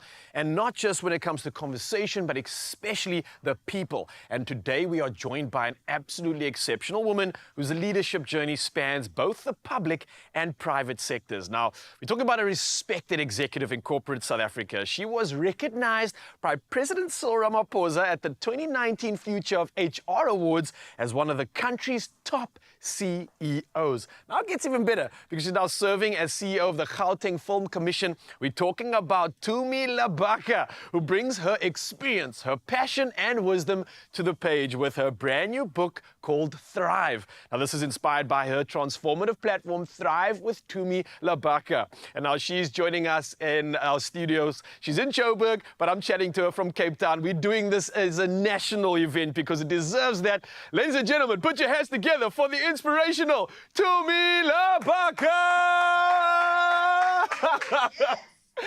Tumi, how you doing? I'm fantastic. How are you, Ralph? I'm so good. I'm so inspired. I'm so excited and so grateful to have a conversation with you. I've got to say that your look just matches the radiation of your personality. And I've got to say, you're looking flawless this morning. Thank you so much. Thank you. So I want to talk about this book, Thrive, absolutely exceptional stuff. And the way I understand it is that you're actually speaking to women that are both entering the job market, but also those aiming for leadership roles. Why did you feel that this was important to encapsulate into a book and express as sort of a guide for women out there in our country? Well, when I started my leadership journey at an executive role, I think I was around about 30, 32, and I had a number of challenges climbing the corporate ladder, and there was nobody to sort of guide me. So I had a number of challenges and highlights, including, among others, dealing with issues like corporate bullying, dealing with issues being the only female as a board in certain cases as chairpersons of board, as a manager, as an executive. And I really felt it was important that one is able to document and take through other leaders, upcoming women in corporate going through same challenges, because I really found that we don't talk enough about the challenges of going up, particularly from a woman perspective. How do you lead a team that is predominantly male? How do you deal with the corporate bullying? How do you deal with your mental state and still push performance to its ultimate in the organization? So for me, it was important for that little girl who's sitting there after her graduation, wanting to climb the corporate ladder, for that leader who's like, I'm experiencing these challenges in the corporate space and I don't know how to navigate it. So that book is really a tool that allows women to navigate the difficult spaces, but also encourages them how to start going up using the resources that they have within their means. I'm so grateful for this because it's so often that we have women in your position that are able to open that door up, right? And do such incredible things. But the fact that you keep in that door open for so many others is what's so impactful. And I'm grateful for that. Not only just the book, but I believe the book was actually born from your platform, Thrive with Tumi Labaka. And I believe the conversations that were going on in this platform was possibly the catalyst for the book. Why did you feel that you needed to encapsulate it into a guide? I mean, obviously you mentioned the fact that so many women out there resonate with your conversation and needed something practical to help them in these overwhelming roles that you've just mentioned, correct? Yes. So I still find that wherever I go, even today, Raul, I meet women who will be saying, this is my challenges. I've been offered a new role. I do not know how to correctly package my salary. Here I am, I've offered a new role. Where do I start? How does my first 90-day plan look like? Here I am in this male-dominated space. My voice is still not heard. What strategies do I put in place? Others is like, I'm doing the best, but I'm just not breaking through. So we know that corporate is political as well. So you need to also be able to teach the ladies, the women, how to play the game in corporate. I always say there's nothing as worse as being a best player and being relegated to the bench because you don't understand the cultures, you don't know how to integrate your knowledge, your wisdom, the work that you do into the workplace. So the book is a guide on a day-to-day basis for women and providing them tools of navigating the difficulties, but also how do you deal with your highlights? What do you deal when you're at a point where you're achieving all your goals? What becomes your next steps? How do you negotiate your salary in a better way? How do you manage time? Because it's a big thing in today. I mean, particularly as an executive, when you are dealing with multiple projects, but how do you start also creating a legacy for yourself in the workplace? Because we now live in an era where you need to serve your purpose as you are working, especially because research has shown that we spend at least 1/3 of our lives in the workplace. So why not make it purposeful and impactful? And impactful. And I think for many women out there right now, seeing you, being inspired by you, they'll be thinking, how do I thrive? How do I replicate exactly what you have done? And I think one message that stands out for me is how you mentioned that comfortability, when we get caught in our comfort zone, we need to somehow break free from that because that's one of the limiting factors in this space. You mentioned that so many women in our country, and you represent that, have such great talent, but how do we make that come alive? How do we bring that to the workplace? How do we break that mold of comfortability? Why is that so important? You know, a lot of women, and research shows that it's also predominant in men, suffer imposter syndrome. And it's the fear of the unknown or the fear of not thinking that your capability is enough. And if you do not deal with it, it pulls you back. So it's important as a woman to be able to identify that this is where I am. These are the risk of staying where I am at the moment. And these are the benefits that may be ahead of me. So what I also do is help women in terms of their mindset, help them understand that these are possibly the barriers that are stopping you from a better version of yourself. Because as human beings, we're always evolving. But as you're evolving, you need to be able to climb to the next level, because it's at your next level where your greatness is sitting. Your greatness is not sitting where you are afraid, where you're not taking the next step. Your greatness is sitting where you are stretching yourself, stretching your ability, stretching your capability, putting in new strategies in place, expanding yourself in terms of knowledge, in terms of what you can implement, but also taking in new knowledge. For example, I'm in the film industry, and one of the things that we're doing right now is how do we start utilizing AI in the film space to help make films much better, productions much better, reduce costs. But if you were a person who's like, I want to stay where I am, you would still be doing things as you are, but you're not moving to the next level where the world is moving. You're not even tapping into your capabilities, into new innovation. So it's very important for women to challenge themselves to better, because inside of us is always more than what we can even think or imagine. Inside of us is always more, and we go from living up to thriving. I can't thank you enough for sharing these words of wisdom, and I feel like we could speak for days and just continue to get empowered and educated. But honestly, Tumi, thank you for sharing your gifts, sharing your wisdom, and encapsulating it into a book that we can navigate through every single day. This is perfect for the occasion. I'm wishing you nothing but the best of luck as you take on even more accolades, being recognized by not just the president, but the entire country, a stamp of approval. Thank you, thank you, thank you. And a reminder to you, Mzansi, get involved in this book. Go find out how you can level up, how you can thrive, and take a page out of this incredible inspiration right here. Tumi at her finest, and you can keep that door open for someone else too. Beautiful stuff.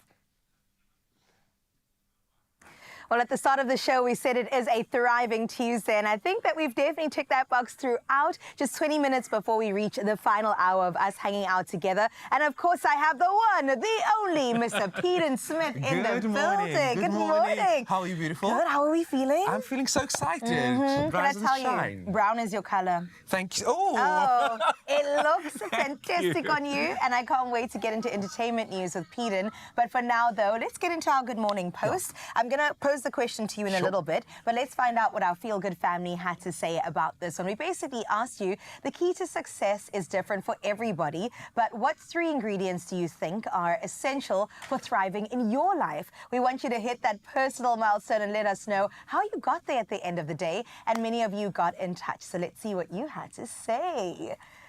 Well, first and foremost, we got a wonderful message coming through from Jabbar Muhammad, who said, number 1, know yourself. Number 2, pursue your passion. And number 3, take consistent steps. Jabbar, that is absolutely amazing. Echoing what Raul said, all around passion, because 100%. if you don't have passion, then what do you have? Cami says, life is tough. We got to push through it with discipline and perseverance, and always put God in every single part of it. I love that, Cami. You got to make the main thing, man. 100%. I absolutely love that.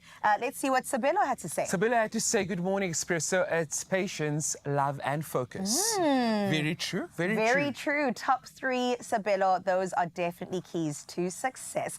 Absolutely love it. And because we have Peden here, we've got to ask him too. You are a successful individual. So when it comes to the recipe for success, give me your top 3.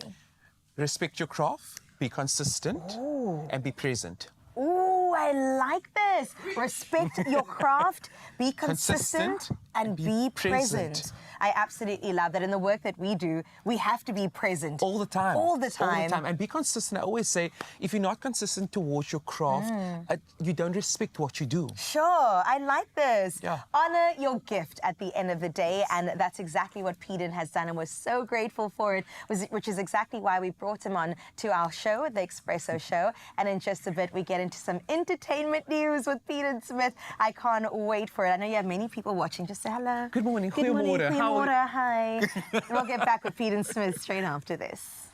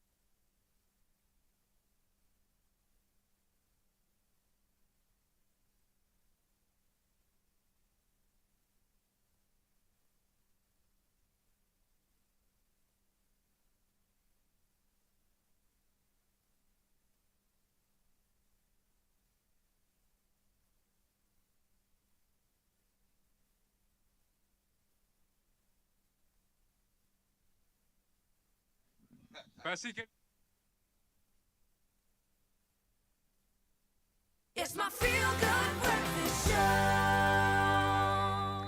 Welcome back. It is your Feel Good Breakfast Show, and thank you so much for choosing us on not only this Health Tuesday, but this Thriving Tuesday. And to make you feel like you're thriving even more, let me tell you, Mzansi, you're in for such a treat when it comes to our lotto for today. I'm talking about the Powerball and the Powerball Plus, and that is for 55.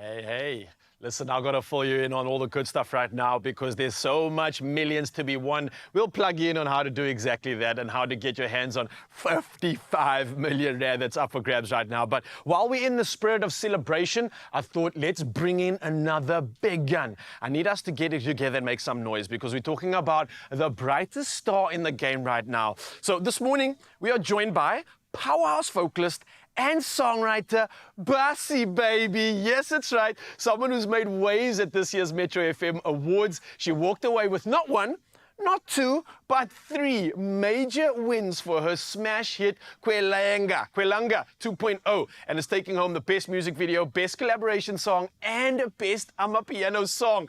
And she's here live to talk to us about her journey, her music, and what's next after this absolutely incredible milestone. So in Cape Town and Joburg, let's put our hands together and you have a big feel-good welcome for Bussy!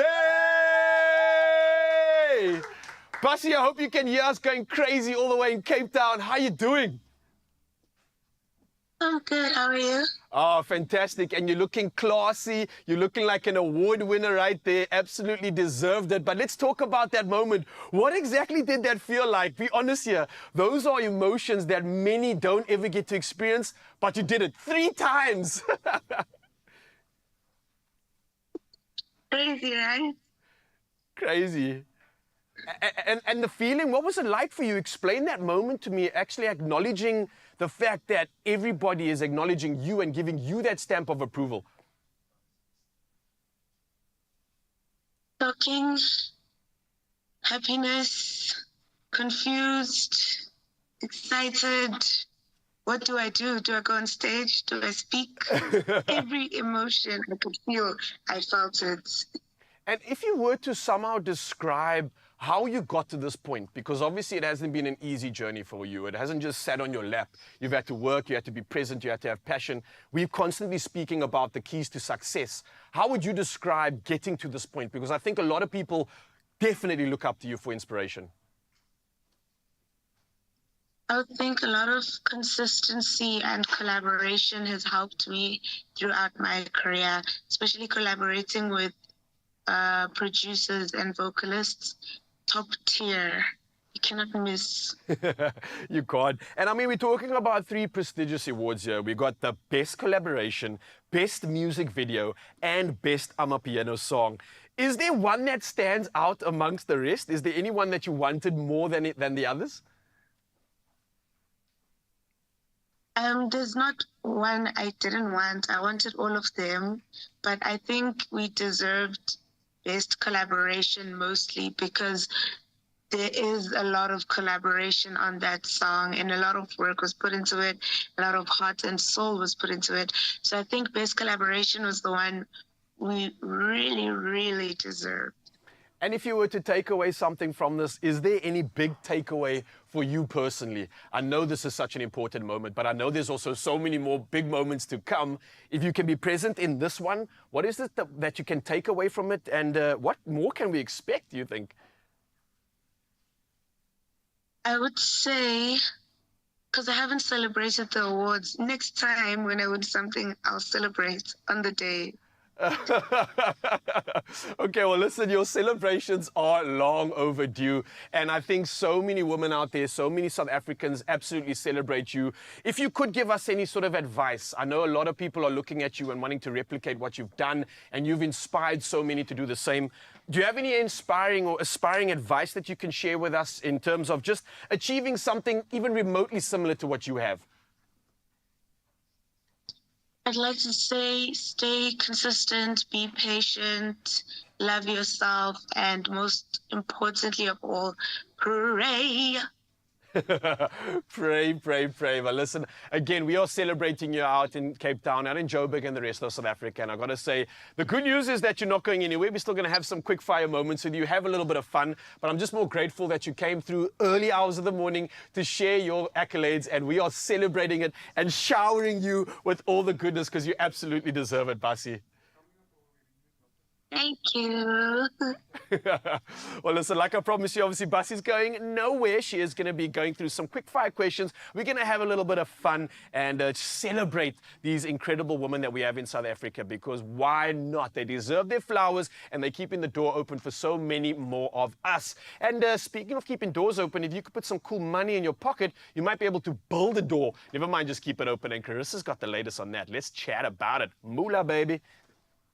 That's right. It's all about that moolah, baby. So let's see how we can get some of it over to your way because I'm talking about Powerball and Powerball Plus. And listen to this. There's an estimated 55 million rand in total estimated jackpots that all goes down today on this beautiful, thriving Tuesday. So first up, we've got Powerball, which is 51 million rand. And then we've got Powerball Plus, which is 4 million rand. Really exciting. So much money. Small change could be coming your way. So you're wondering, Carissa, how do I get my hands on some money? I got you covered, all right? All you have to do is go in store. Graham always says, give it a smile, and then that definitely is the luck that you need. You could also go ahead and go on the mobile app. There is cell phone banking. There is the website, nationallottery.co.za, or you could simply just dial *120 *7529 hash, and that, of course, is for USSD. So many ways to get your hands on some money. All I'm telling you is that you have to pick just one to make sure that you get yourself in the running. And if you missed any of that,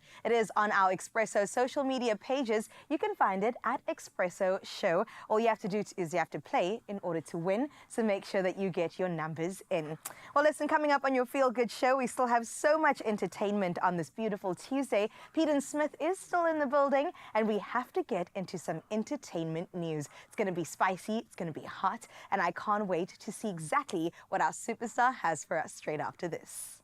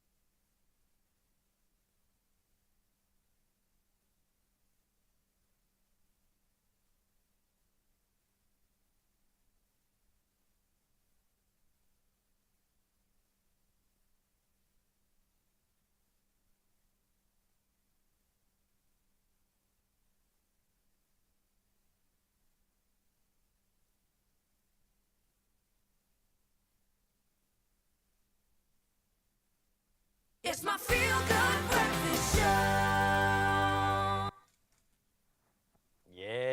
Yeah. Nothing but the good stuff happening right here on your Feel Good Breakfast Show. Welcome back, Health Tuesday. And let me tell you, the conversation we've been having, premium to say the least. And we're going to keep it going right now because there's a lot we need to discuss when it comes to, I grew it I showed it. I growed like it. this. I showed it.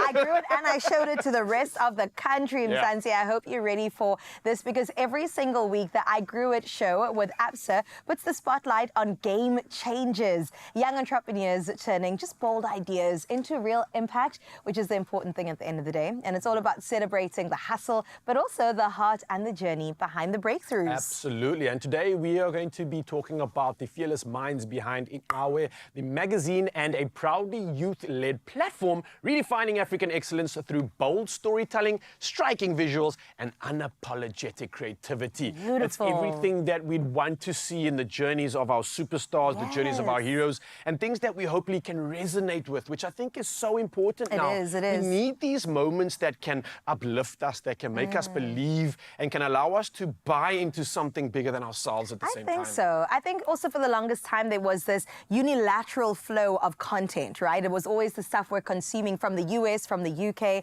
But now we're creating our own platforms and showcasing the youth and the talent that we have as a country. I mean, you saw Durban Gogo, Caster Semenya, and the names just continue. Inspiration at its finest. And I think these are the moments that, like we said, we need because for young creatives, there's a space that you can see has clearly been brewing up in our country. And now that we have local talent, local superstars, and local heroes that are literally showing us you can do it. You can. And you can celebrate it and dominate against the rest of the world. It makes so many of us youngsters, us young creatives, and everybody out there believe that it's not a matter of hope, it's a matter of time. Wow, I love that, Ryle. Yeah. Also just bridging that gap between what we can be and what we are right now. You know, you have the A, you have the C. What is that journey of B? And I think that the creatives definitely have closed that little gap a little bit more to make sure that we're closer to the destiny that is definitely ahead of us. And here's the craziest thing about it. We haven't had much, and yet look what we have achieved. Come on. So now think about what's possible when we have young creatives, young people of color, young black creatives going out there and being given an opportunity. Just being given a little glimpse. Just a finger. Like, give them a rope and I promise you they'll turn into a cowboy. I'm telling you. That's the ability, and I think that's what this creative outlet is about, is giving them the freedom to really exercise that potential that we know is living inside so many of them, but they need the opportunity, and I think platforms like this really allow that to happen and thrive. That's the key word you mentioned today. I think so. It's all about thriving and also telling our stories on our own terms, all right? Who better to say what your journey has been like if not for you? So we love magazines like Ikawe to just help redefine what African excellence really does look like at the end of the day. Some more artists looking absolutely gorgeous on the cover, athletes as well. Come on, just looking absolutely great. And shout out to ABSA. Yeah, absolutely, because they're reminding us that I think with ABSA backing the next generation of creatives, the next generation of talent, and I think the future of South African storytelling is right here. It's going to be bold, it's going to be beautiful, it's going to be bright, and I think it's homegrown. That's what we are proud about. I'm here for it. So go ahead and check out ABSA South Africa on their YouTube channel for the full episode. I'm telling you, it is so worth your time. And shout out, of course, to Ikawe magazine for making a difference in South Africa. Yeah, get ready to be inspired and unlock that potential within you because I can hear it mustering up. It's time to set it free. I love that. Well, speaking about getting ready, let me get ready for news, Ryle. I'll be with you in just a moment. Absolutely. Official duties must commence, of course. But just to remind Mzansi, obviously with Health Tuesday being such a pertinent discussion today, there is so much to talk about. Don't forget the 3 most important reasons and priorities as to what is the recipe for success. We shared it all morning long, and we're going to carry on doing exactly that.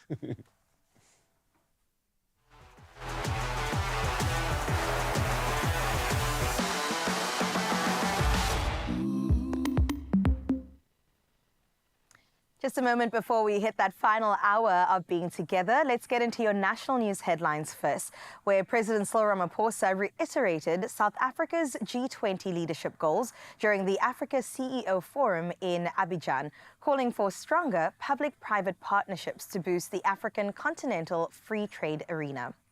South Africa's G20 presidency marks a historic first for the continent. Now, Ramaphosa welcomed the AU's permanent G20 seat and urged peace efforts, citing the DRC ceasefire as progress. Now, he stressed the need for troop withdrawals to support peace talks in eastern Congo and broader regional development. In other local news, a senior ranger previously dismissed for conspiracy to poach has again been arrested near Skukuza in Kruger National Park. Now, Alfred Koza, 59, was allegedly caught in uniform with a warthog carcass, snares and another suspect, while 2 accomplices fled. Kosa was discharged in 2021, but is now in custody alongside Kenneth Ntamane. The rearrest highlights police concerns over repeat wildlife crimes. Now, the case is before the Skukuza Regional Court, with another court appearance set for Thursday in Masoi. Looking further afield at your international news-making headlines, where France has vowed to respond to Algeria's decision to expel 15 French officials, deepening a rift tied to disputes over Western Sahara and diplomatic representation. A brief improvement last month dissolved into tit-for-tat expulsions. Now, France had already expelled 12 Algerian diplomats. The relationship, historically strained, has wide-reaching economic and social implications, especially as nearly 10% of France's population has Algerian roots. Now, the expulsions mark another chapter in the tense post-colonial relationship between the two nations. Meanwhile, market rallied after US and China agreed to reduce trade tariffs during weekend talks in Switzerland. President Trump confirmed in relations lowering US tariffs from 145% to 30%, while China cut its retaliatory levies to 10%. Though some duties remain suspended, further talks are expected. Now, Trump said China welcomed the resolution as it faced economic strain. The outcome offers hope for stabilizing global trade tensions and easing market uncertainties over continued hostilities. And finally, ending with some entertainment news, where the Eurovision Song Contest 2025 bursts into life tomorrow in Basel, Switzerland, and the excitement is sky high. With 37 countries bringing their best beats, their boldest outfits, and wildest dance moves, this year's show promises peak sparkle. Now, Sweden's cheeky trio KAJ has fans buzzing with their sauna-themed bop Bara Bara Basu, while the UK's country pop girl group Remember Monday is ready to surprise with what just happened. From heartfelt ballads to glitter bombs of joy, Eurovision is once again uniting fans with music, madness, and of course magic. The grand final will take place on Saturday, hosted by the ever-so-talented Graham Norton and streaming live on BBC One and iPlayer. Absolutely love that feel-good way to end off your 8 o'clock news. Let's get into some sporting details. Here's Raul giving you the latest.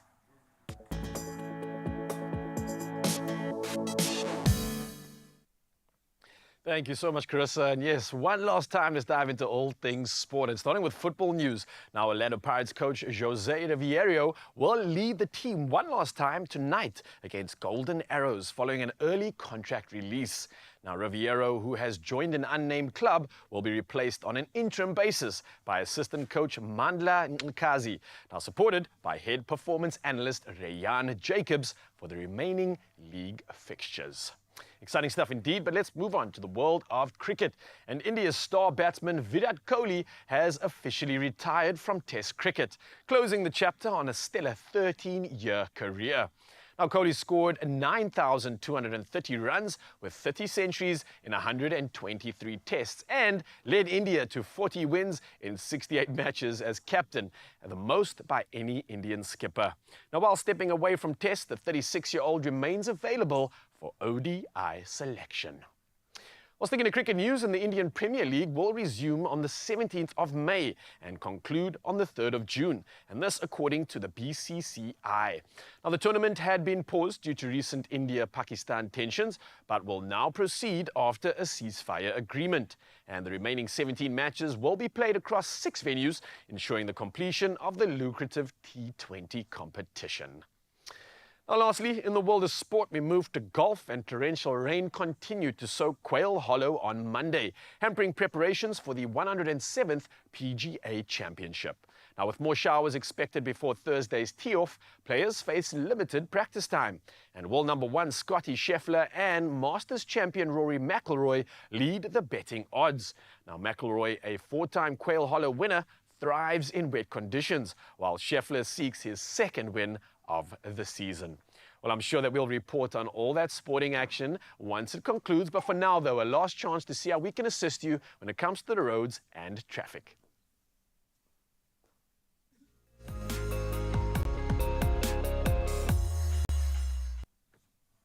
Thanks so much, Ryle. Let's get into traffic for the final time, and we start out in Cape Town. Well, out in Milnerton, slow traffic is being experienced, and that's on the N7 North at Bosmansdam. And as a result of congestion, motorists are advised to plan their route accordingly. Now, sticking in Cape Town, but heading out to Somerset West, minor delays are being experienced, and that is along the N2 outbound before Victoria. So please allow for that extra travel time to accommodate the expected delays, and of course, adhere to the rules of the road. The name of the game is patience as you head on out there, so make sure you exercise some. So we leave your roads, let's get into your weather.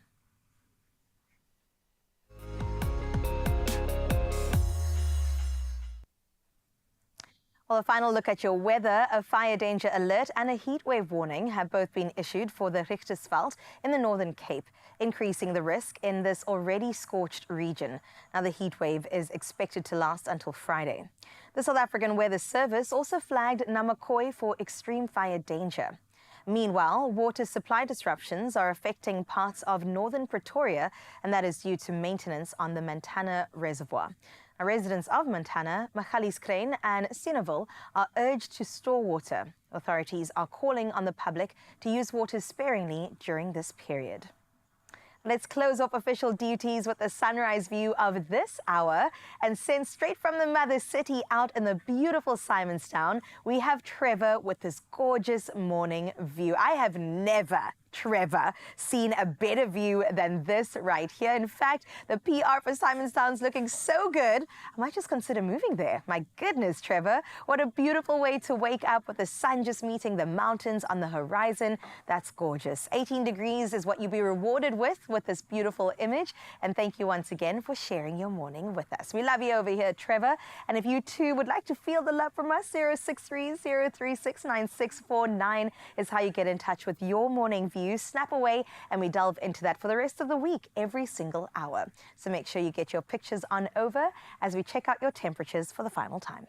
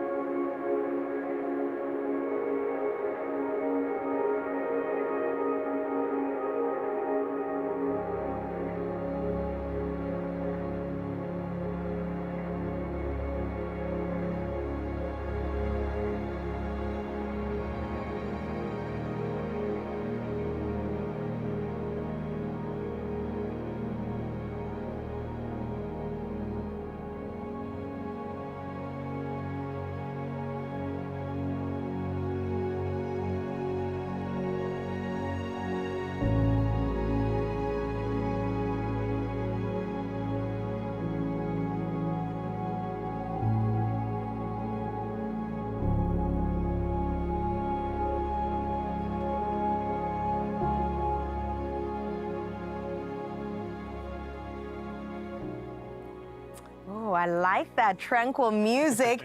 It is actually the calm before the storm 100%. that Peter's going to bring. Spicy entertainment I'm ready to news. spill all the tea Ooh. and leave it on the table. And gesels. Come The on. socialist. The finger's got to be up there when we sip the 100%. tea, right? I can't wait to get into it. Entertainment news with Pete and Smith. It's going to be absolutely phenomenal. Definitely putting many people in the hot seat, both locally and internationally. Sure. I can't wait to get into that. And then also, Jenny Morris is still here. Oh, can we talk about this divine woman? Absolutely love her energy. I love the fact that she's here on the show, just sharing all her magic with us. And we're going to keep getting to dive into more about Jenny Morris. So you've got no reason to go anywhere. We've got Pete and Jenny and all the good stuff happening straight after this.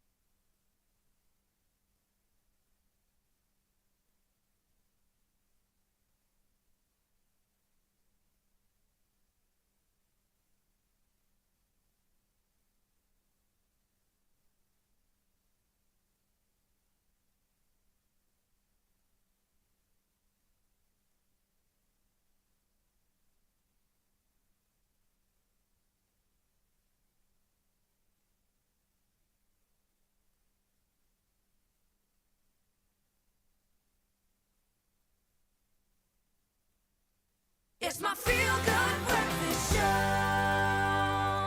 It is. It's true. It's your feel-good breakfast show. So thank you so much for being here. And right now, we're going to come in hot with the latest in entertainment news. Mzansi, I can't wait. It's going to be spicy. It's going to be good. And we're diving deep into all the glitz, the drama, of course, and the biggest headlines shaking up the industry. And joining us, who better than Peden Smith, all right? From Good FM, host of Cape Town Original Sundays 12 to 3 on Sundays. Hectic.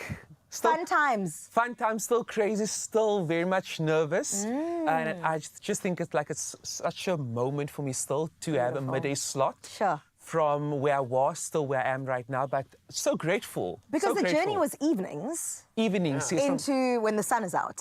Yeah. No, it was from 10 to 1. Now I'm literally 12 till 3 midday on a Sunday. Wow. But you know, I'm such an old soul. You know this by now. That's a beautiful time because if you think about Sunday, we think about like sometimes there's a little bit of old school. There's people waking up from the weekend. It's that prime time where everyone's like a bit more present. Yes. I think it's such a beautiful time to have conversations and music. I'm like, come on, what could be better? And I love that you said prime time because then it's like it's lunchtime. It's like, what are you doing for the afternoon? Are you planning a trip out with friends and family members?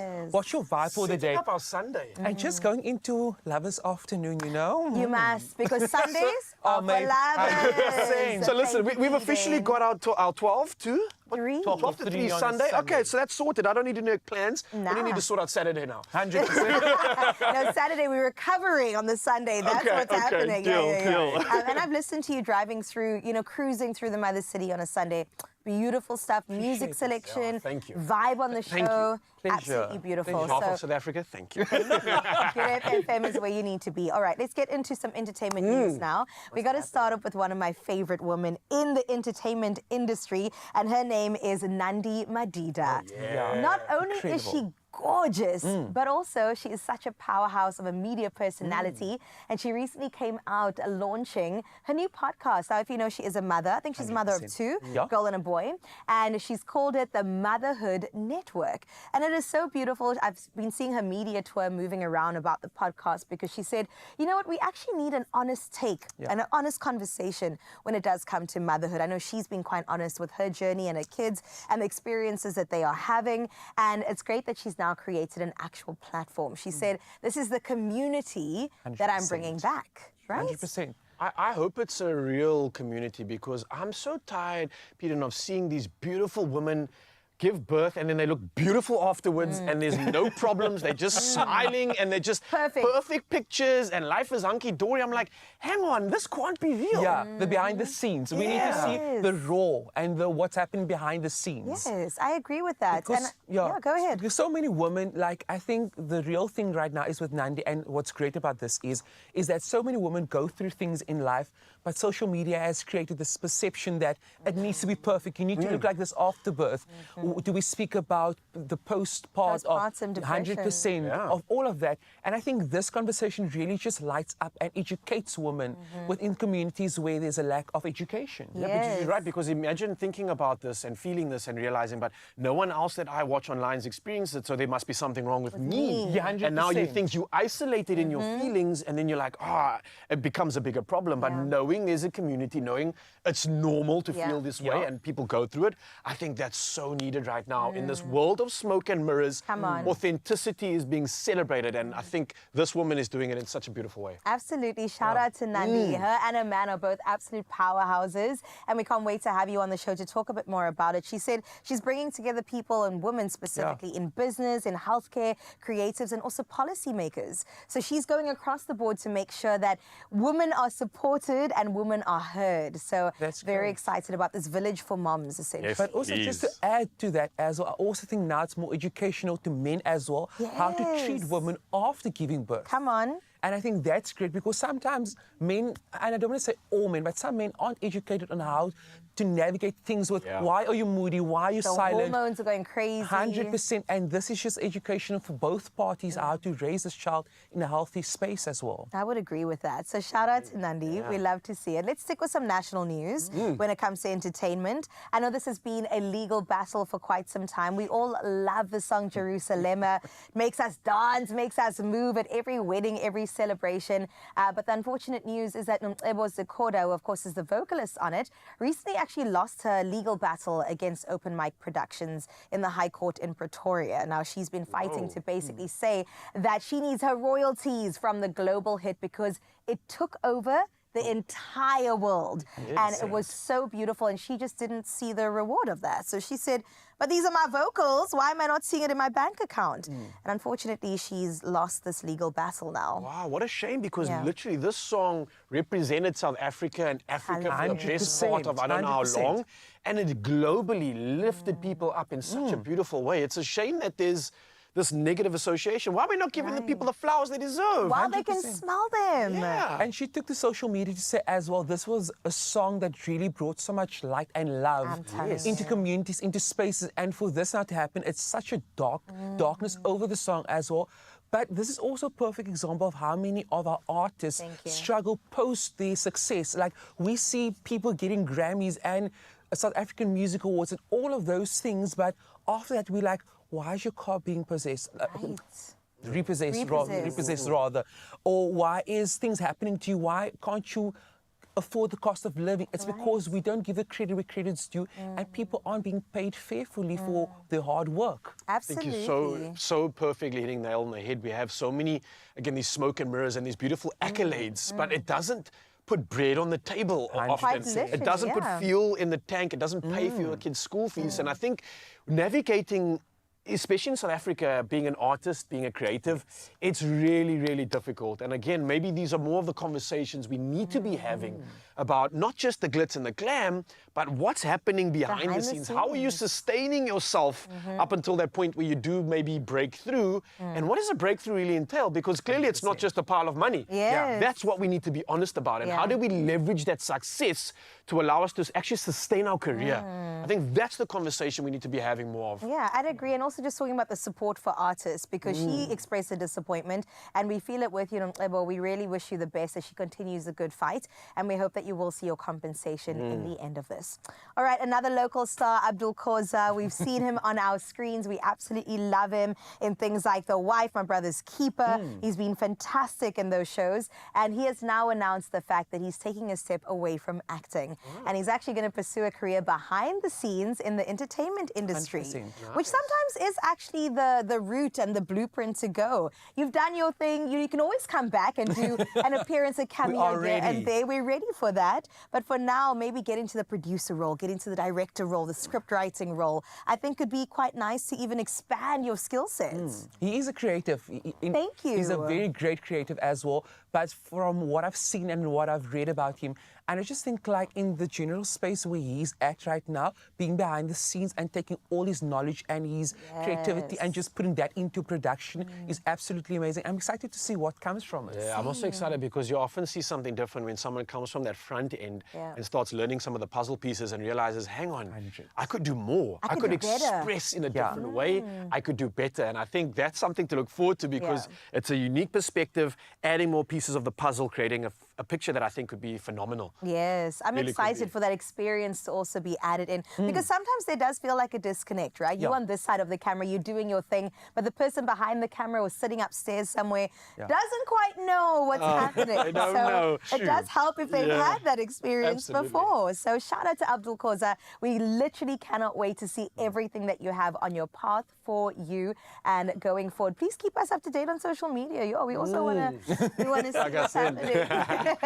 We have part 2 of your entertainment news coming up really, really soon. And then also, Peter, did you know we're going to put you in the hot seat? Listen. Were you aware of this? Yes, I am. Oh, are you ready? I'm not. I don't know what I'm sipping on, but I might sip through all 11 questions.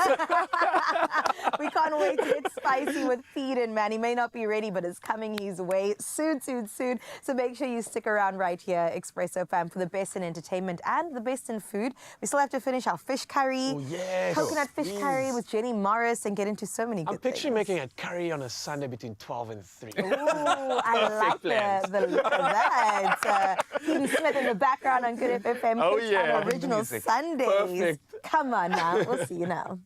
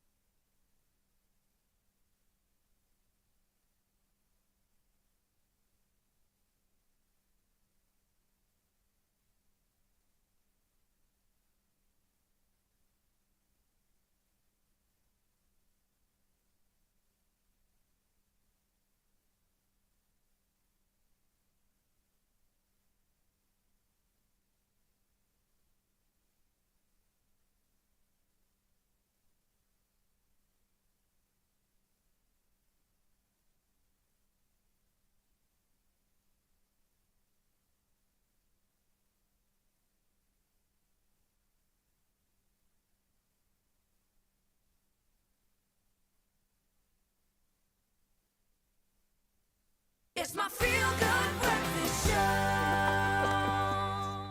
Welcome back. It is your Feel Good Breakfast Show. Just a short break, and then we're back here in this goodness talking about entertainment. Part 2 is coming your way. Peden Smith's still on the couch. And yes, we're not going to put him in the hot seat right now, but what we are going to do is talk a little bit more about our superstars, both locally and internationally.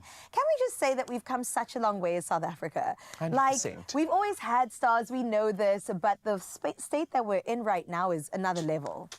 The world is recognized. They have raised the bar, eh? I'm telling you. And so many of our international artists abroad, they are now coming to South Africa, visiting, coming to try the culture, what music and entertainment is like this side. Exactly. So we are doing a great job. Yeah, Rick Ross shouted out Durban, he said Cape Town, he said Joe.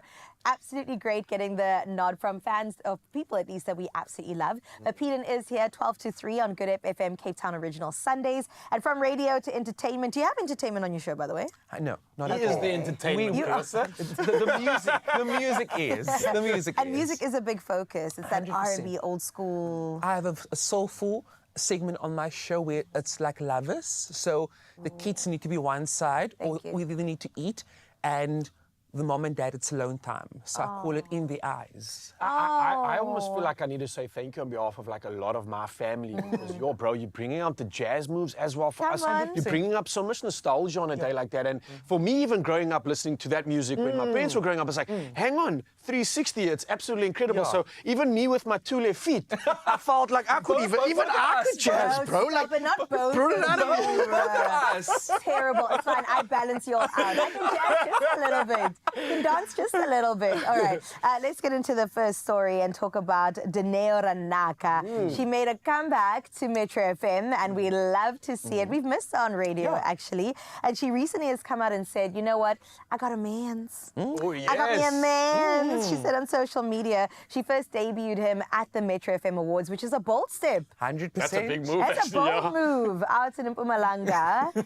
Sure, That's man's a man. looking good. And fans have been celebrating them, which I also love that everyone is happy for her, just showing their support for our radio royalty. But that is a bold move. Imagine bringing your partner to an event for the first First time. In Joburg, it's fine. Imagine in Cape Town. Your Bro. questions will be asked. I'm Everyone telling wants you. to know everything. But you know what? Sometimes I wonder, women also do this on social media. They basically put their man out a picture so that other girls, they want for you to say whether you know him or not, in what capacity you Is it know like a him or not. tester? Is that what it is? Oh. You're testing the water. And then if somebody comes to you, listen, girl to girl, then you know, this isn't the man. Let's keep it moving. Wait, so this is a cool thing for guys. So guys, if you see yourself on the chick's story or woman's story or vice versa, That's a then test. be aware this is your trial period. It's your trial. This is your Probation. 3-month probation. 3-month probation. We wish them all the happiness in the world, and we love to see our queens I gotta smile. say one thing I'm loving that's trending, and I'm here for the trend. If it's a trend, if it's reality or not. But the fact that when we do celebrate and talk about partners and new loves, South Africa jumps on board with it. And we Yes. get behind it in a positive way. I mean, I was sharing that in my engagement even. What an overwhelming I love experience it. to see how much South Africa loves love and gets behind it and genuinely seems to be supporting it. It's something I think so incredible in our country. Definitely. Yes, we are also there for the dark times. But I mean, let's just see it this for what it is. The fact that we love in our country is something Yeah. that I really celebrate. And Oh, it's beautiful. moments like this just echoes that. So we have a really beautiful side to us as South Africans. And I love seeing that part of it in moments like this. But here's the question, right? If I'm coming along with you on your journey of love and you break up, do I or do I not deserve to know the reason? No, 100%. Will And you that- break it down for me? Because my thing is always like, we've been here supporting the love and Since we've day been here one. supporting the journey. And all of a sudden, you're just like, I know myself, I know my worth, I'm better. I'm like, excuse me. Hold up now, yeah. We've been cheering you guys on what happened. And it's like, I know my worth. What happened to the give it- worth together? You know. Yeah. We want to know the If details. you're going to make a statement and do something like that on the Metro FM Awards, you deserve to give us a statement when it comes to the end of the tenure. Post-breakup, Yes. thank you. That's what, like Did for the like. probation period work out or not? Let And us what know. happened during? What's the People want to cause? know. I love it, man. All right, okay, Strava, another South African that's Oh, yeah, absolutely can't killing stop the talking. game. Definitely, I recently saw him, I think a month or two ago, out in Joburg, and what a performer. He's absolutely incredible. And when it came to the Met Gala, I mean, he showed up and showed out. One of the most prestigious fashion events, the Met Gala was the talk of the town, and our very own Strava set sights on, he's setting sights on the 2026 Met Gala. And I think that's so great because this year we had Tyler on the red carpet, we had Nomzamo Mbatha on the red carpet, we had Patrice Motsepe's wife, I forget her name, on the red carpet looking absolutely gorgeous. So why not? Yeah. Set that intention. I like Manifestation Station. And let me just say, so many of the guests on the red carpet were original pieces from South Africa. And I'm like, why not invite these designers as well to showcase to the show? Because it's such a, like Tyler's flying the SA flag so high for us. But I also think like her pre-Met look, wearing proudly South African like attire was absolutely incredible. But please make South Africa involved. You guys are using our style and our vibe. Yes, I agree. And also, if we're on such a big platform, yes, we loved your Jacques Mousse outfit, but why not wear one of our own? I mean, Tebe Magugu could have shone on that red carpet, you know? Just like Nomzamo wore a local piece, so that was really exciting to see.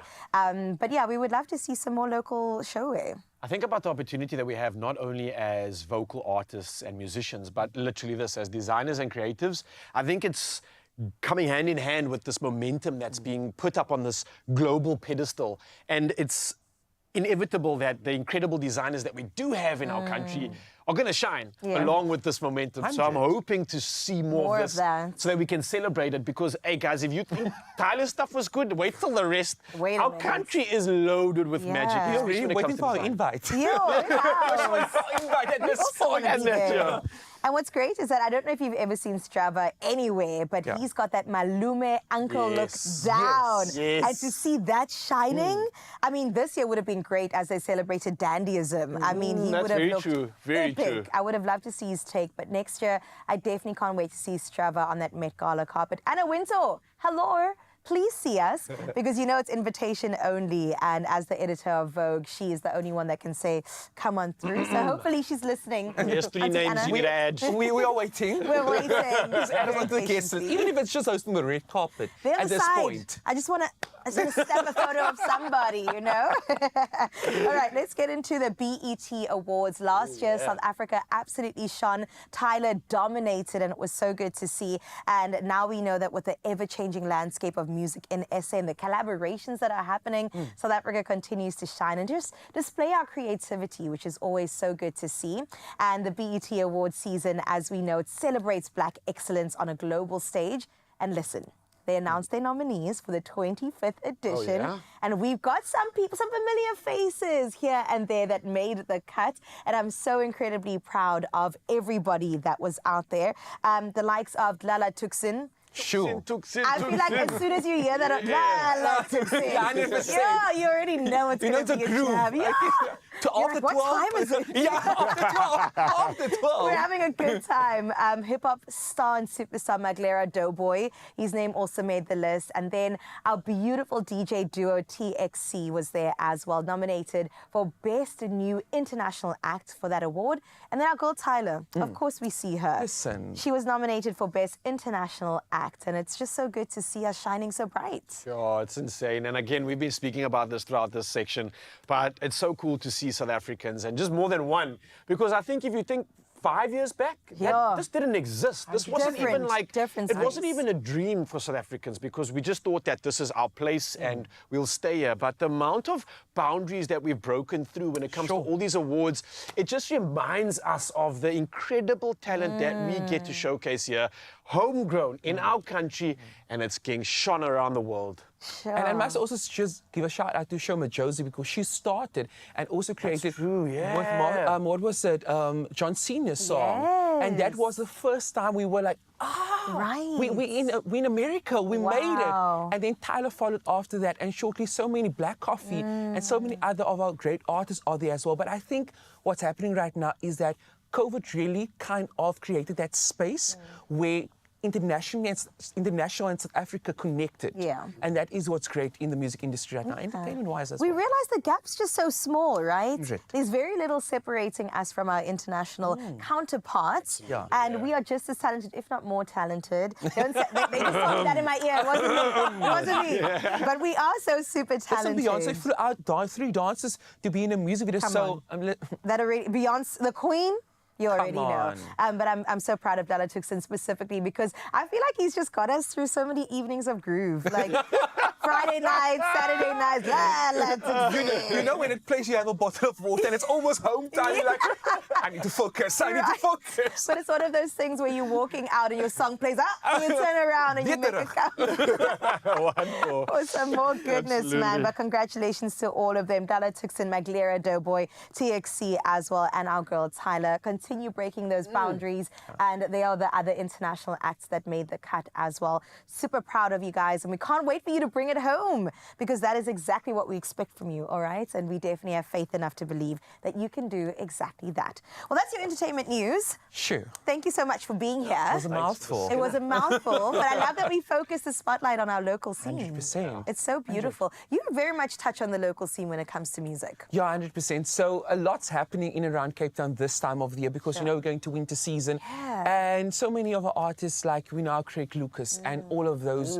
are doing great right now with new music and things happening. So excited to see how the next 3 months unfold. Are going to unfold. It is also hibernation season. Lots of us are in our houses. And Craig Lucas mentioned that he's dropping an EP soon. Oh, he is. And the 4 So singles excited. leading up to it have just been mind-blowing. Even Paxton is busy with new music right now. 2 of my favorite artists, if I can add, right now, that's really just very silent, but when they come out with new music, it's just like, bangers. This is what we need. Yeah, and when we look at the Metro FM Awards that we just had, I mean, Bassie killing it with 3 awards that she took home. I'm just like, we're fine. We don't even need the Americans. We don't even need the guys in the UK. We've got our talent right here across every genre. Kwaito, house, hip-hop, R&B, everything that we need is at our fingertips.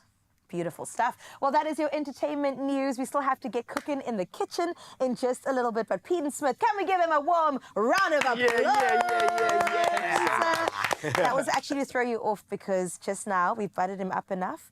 You're going to be put in the hot seat. In the hot seat? Wow. the hype before Yes, before the fall. You were never ready. And on national TV, we're going to watch it, Pete and Smith. We're so excited for that. We'll get to it just after this.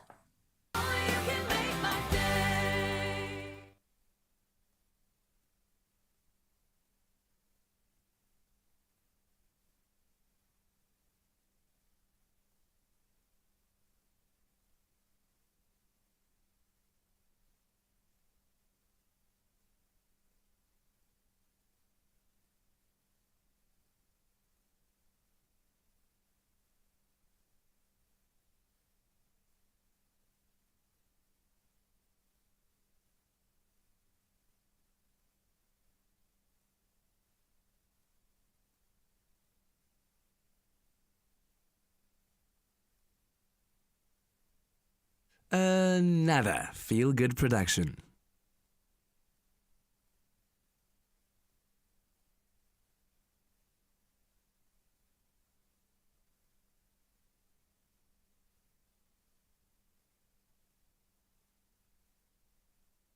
I love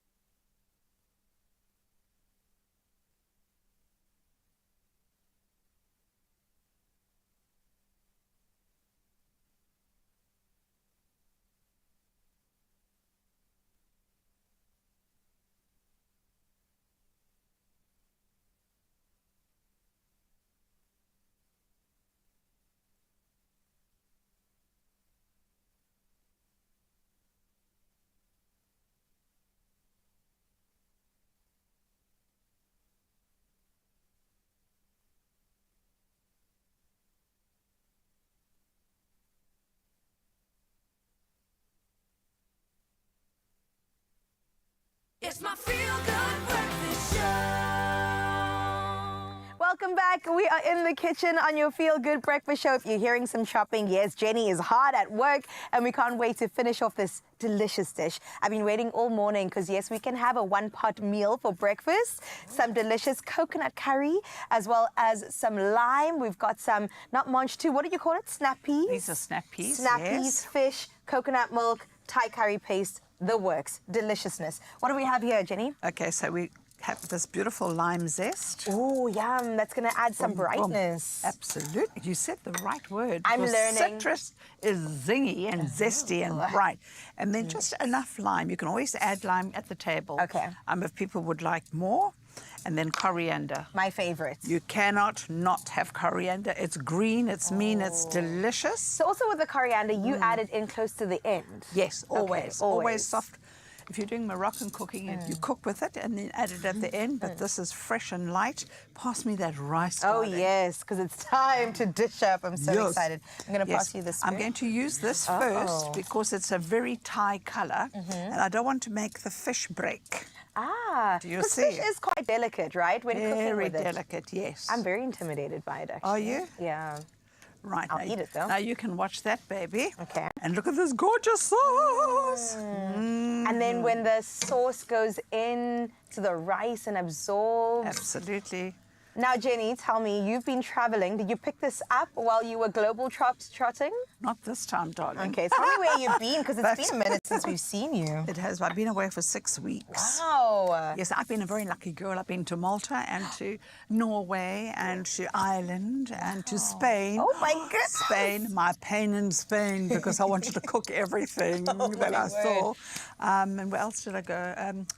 I don't know. I can't even remember. Oh, that's a good problem to have. And the UK as well. I went to Brighton. I hated it. Oh, no! It was the weather, wasn't it? No, it was the food. Oh, you know, I don't hate you for that. Well, let's get into what your favorite dish was as you traveled around. Do you know what? My favorite, there were so many wonderful experiences. We did paella and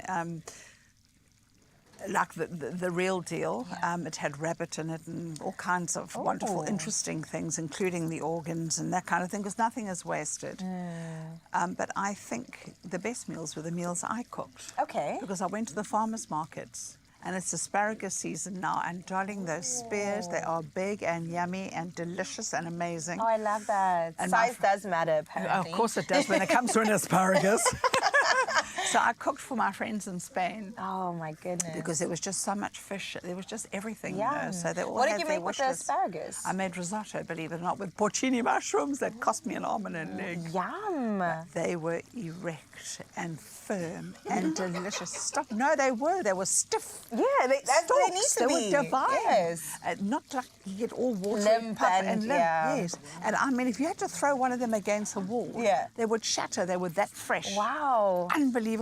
And you don't cook them too much because you still want texture. You want the flavour. So I cut them like this. Yeah. Long, lovely slices. And then I used the stem a lot in that risotto. Okay. And then I made stock, chicken stock from stock, and I used the stalks. The asparagus comes with stalks about this long. Wow, I've only seen ones about this size. Oh, really, darling? Mine were that big. They were fantastic. And I used the stalks, you know, in the stock, so nothing was wasted. Wow, and that's the way we should be cooking. It's actually. stunning. And Roly, our friend, his wife is Russian, and that was her dish. That she requested, and I promise you, I made it to perfection. Oh, she was happy, 10 out of 10. Yeah, she wanted to steal my chicken stock and freeze it for herself later. I said, sorry, gal, because the next day I did beautiful. I made udon noodles. Oh, and, Jenny. Yeah, but that market drove me mad. I feel like udon noodles would even work with a dish like this. This would work with absolutely that. All right. You've spoken enough, Jenny. I need to taste the goodness. Bite it. So it is really warm. You can see the steam going as well. Extra sauce, peppers are here. Peden's also here. I just feel him coming closer and closer. So I've discovered about Peden that he's actually lactose intolerant. And so coconut milk. Yeah. This is the ideal so dish this for is you. a perfect dish for me. Yes. Because I love curry, but I can't. Like butter chicken, you can't really do. Not at all anymore. So why are you standing so far away from your mother? Come and stand here. Go have a taste. Come on, Mama wants to watch what goes on. Hi, Mama. Okay, let's taste. You know, my granddaughter, my little baby granddaughter, she's almost 18 months old. She says, Ami. Is it Ami? Is it Ami? Yes. Oh. Yeah. Is it a bit hot? It's flavorful. Eyes are watering. No, it's flavorful. That's everything in more. It's taste. I'm about to taste it. I can't wait. Lovely. And the vegetables are still very nice and Yeah, textured. get some Keep them al fish in it dente, as people. well. Put the green stuff in right at the end. Oh. Yes, Mama. Before you eat it, you can Look at that. smell it and the aroma. Give Well Mommy a done. hug. Say, dankie, Mama. Dankie, Mama. You see? Bye-bye, You dankie. see? Ik wil die ham. Please can I have that? Say, well, that hay's too fat. No, Mama, too. Yeah. Sorry for you. And you. Okay, that is absolutely delicious. I definitely will be taking this. I feel like Ryle would love this as well. Oh, gosh. That's a very healthy dish. Come and taste. I think he's waiting for you to say, come now, Mama. Come now, Mama, too. Getting me involved in this. Come and taste. Okay, let me have a little. Can you Use give the me a spoon. fork quick? Okay. Oh, here we go. Here. Here's a clean spoon. Here's a Let me clean get in on spoon. this. Thank Yeah. you. Okay. We have you chapping. That's Does your really mouth good. love This you? is so good. Guys, can I just steal Jenny for a moment? Because I've got another recipe that I want to get through, and that is an absolute win. And you can enjoy all of that while we tuck into this. Wow, you're showing off this morning, aren't you? Of course, of course. My goodness. You see- So, we've just finished the curry. Yes. We're moving over to Mediterranean. Mediterranean Oh, style. So we indeed, yes. really are replicating your international escapade that you just had. I heard that.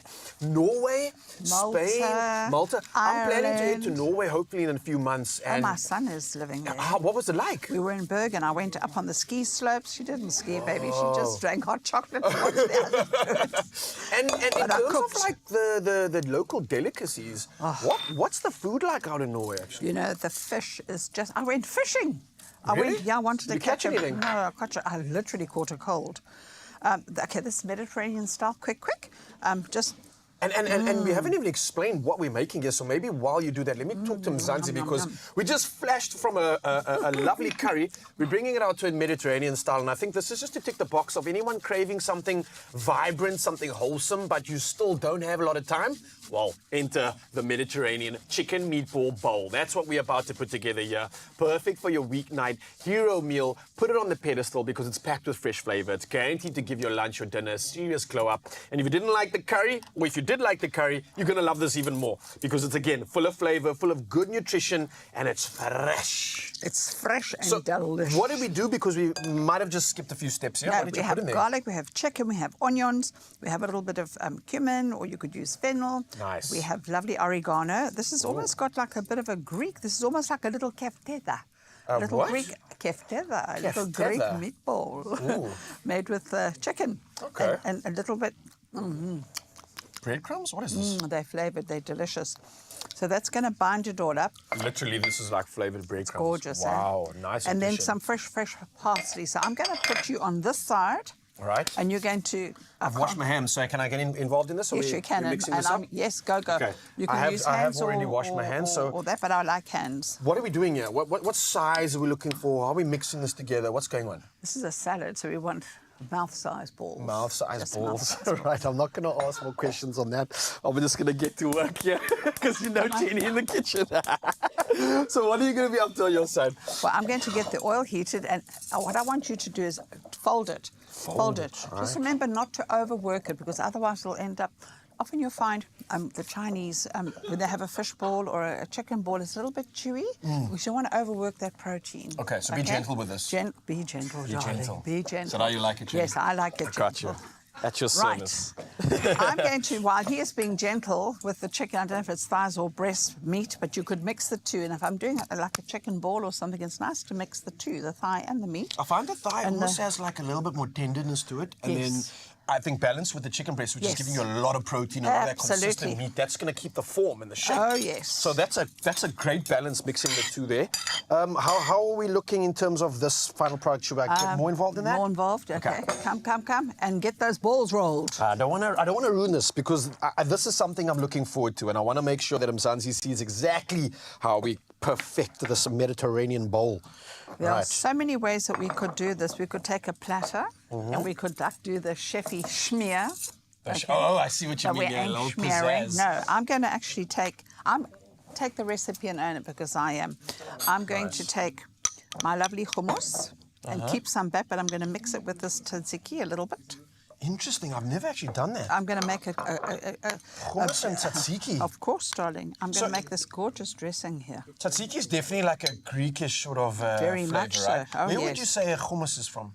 Hummus is very Middle Eastern. Oh, that's a beautiful Gorgeous, collaboration, eh? right? It's I love really, that. really nice. So we've got a bit of groundiness, a bit of like freshness, and Now while roll I'm the here, balls. I'm going to start rolling these balls. Jenny, I think you maybe want to turn the pan on a little bit more. hotter. I Okay, don't make know it if hot, that's darling. Make it necessary. hot. Make it Okay, let warm. me turn that up for you, Salon. Yes. Pan's going up.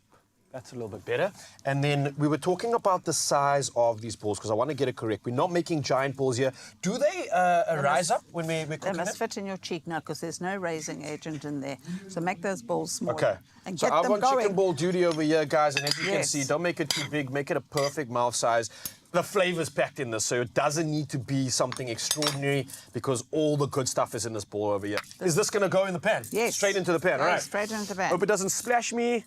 Ah, perfect. Okay, I'll keep doing this. What are you going to be mixing up on I'm your going to side? heat those balls up because this is very low. Come. Yeah, and also we're so used to using meat for our balls.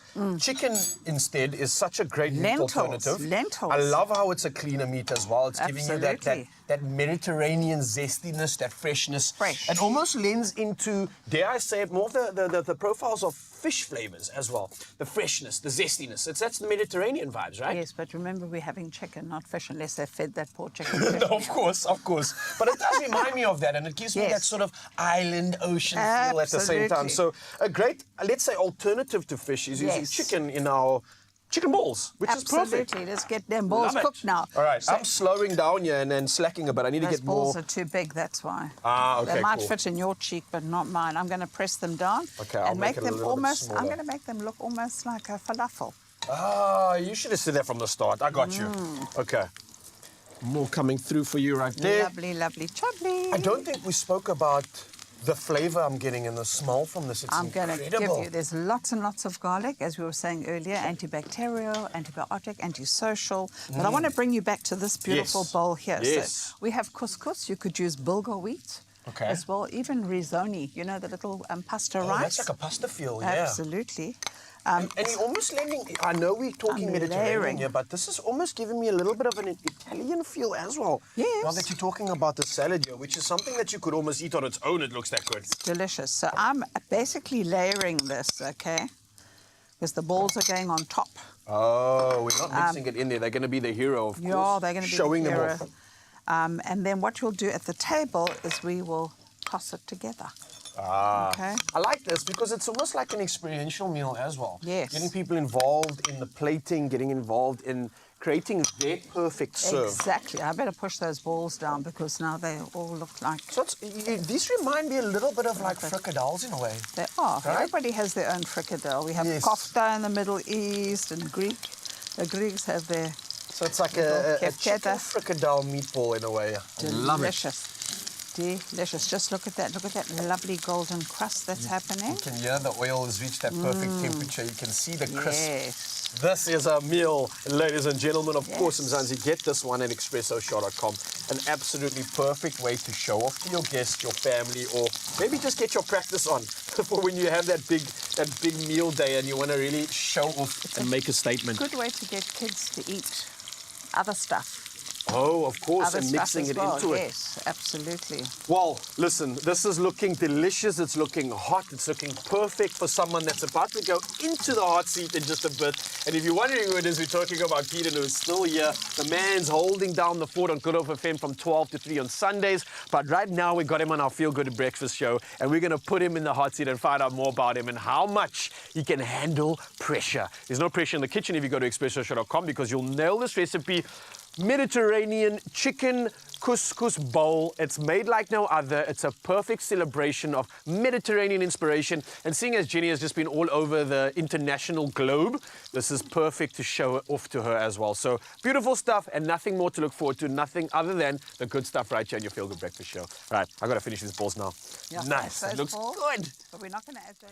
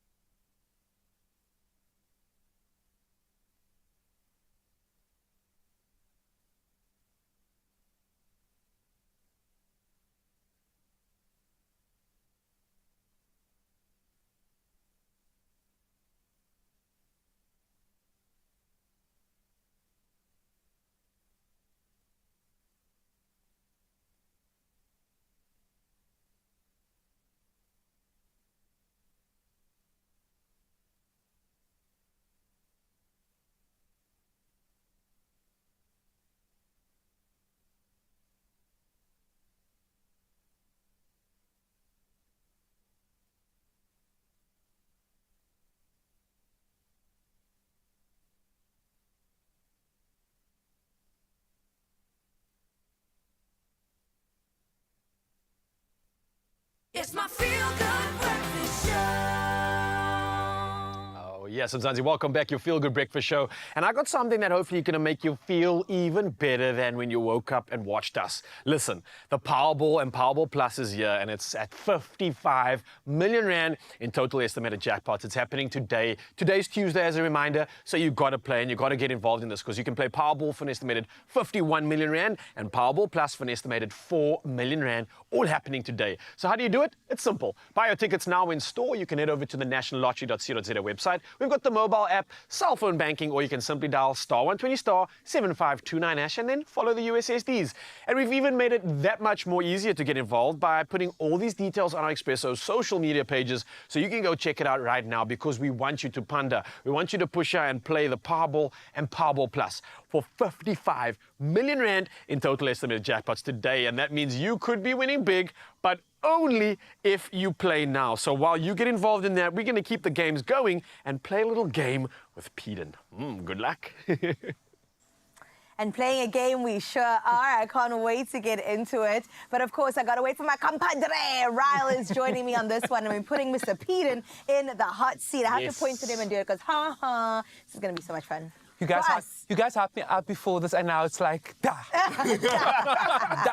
All right, ladies and gentlemen, let's get into it. Buckle up, because it's about to get hot in here. Okay, Nelly, he's no stranger to the mic, no rookie for the spotlight, and definitely not shy when it comes to his opinions. But today we're turning the tables on the one and the only Peden Smith. Wow. So officially, let me welcome you to the hot seat, my friend, where the questions are spicy, the truths are messier than a scandalous group chat. And if you refuse to spill the tea, he'll be sipping on one of our not-so-lovely, highly questionable taste bud torturing drinks. Oh my goodness. Yes, you heard correctly. Essentially truth or gulp, right? Okay. So, we've got to get into some spicy realness. I don't think you're ready, Peden, but I'm gonna go first. Okay. Have you ever been romantically involved with somebody in the industry? Ooh. And if so, who? Ooh. Oh! Oh! You have to take a sip. I saw something on your lip. What was that? Don't go there. Let's go next question. Okay. All right, listen, if you ever had to cancel on an SA celebrity, who would it be? And they're going to come for you now. Is it in Cape Town or Johannesburg? Anywhere in South the whole Africa. of Mzansi. Who would I cancel on? Somebody that would understand, I guess. Make sure you're friends with them. If it's in Cape Town, Okay. there's a few of them. You might as well keep that in your hand. 100% at this point. Here's the next question. Get ready for this one. Name 5 of your exes. You got 10 seconds. The correct answer was you have no exes. No, shame, I do, but only 3. Only 3. Only 3. This is a spicy one, and apologies to anyone that you might mention now, but is there a song that you maybe play that you secretly actually hate? Come on, you got to answer this one. This man's going to finish this whole thing. All right. Do you have your phone near you? I do. Okay, go to your gallery there. Show us your last selfie that you took. Hi, Bo. Never. Wait. Yo, have you maybe put it on your side, because you can answer this instead of the other way around. Have you ever slid into anybody's DMs for non-work related reasons? Yes. You gotta say who. That's fine. Excuse me? And if you can't say who, tell us why. It was a big gig, you know. Oh. Yeah. So that was work. Yeah, it was work. Like, hey, I see you are hosting this event. What's the collaboration? No problem. What kind of collaboration we're talking? It was a Joburg gig, you know. Oh, I thought it was spicier than that. But also, you know, when you sign NDA and you can't post about the event. Listen, we've had so much fun, and I can't thank you enough for being a part of this. We had an incredible guest on Health Tuesday. You all have made me look so fire. We've had Jenny here, great food, and I thank you. So if you want to see this man and more of his magic, 12 to 3 at Good Hope FM on Sundays, teaching you how to jazz, getting you nostalgic on the music, and us sending you nothing but love, because we'll see you tomorrow morning. What a beautiful show. See you on Wednesday. Bye. Another feel good production.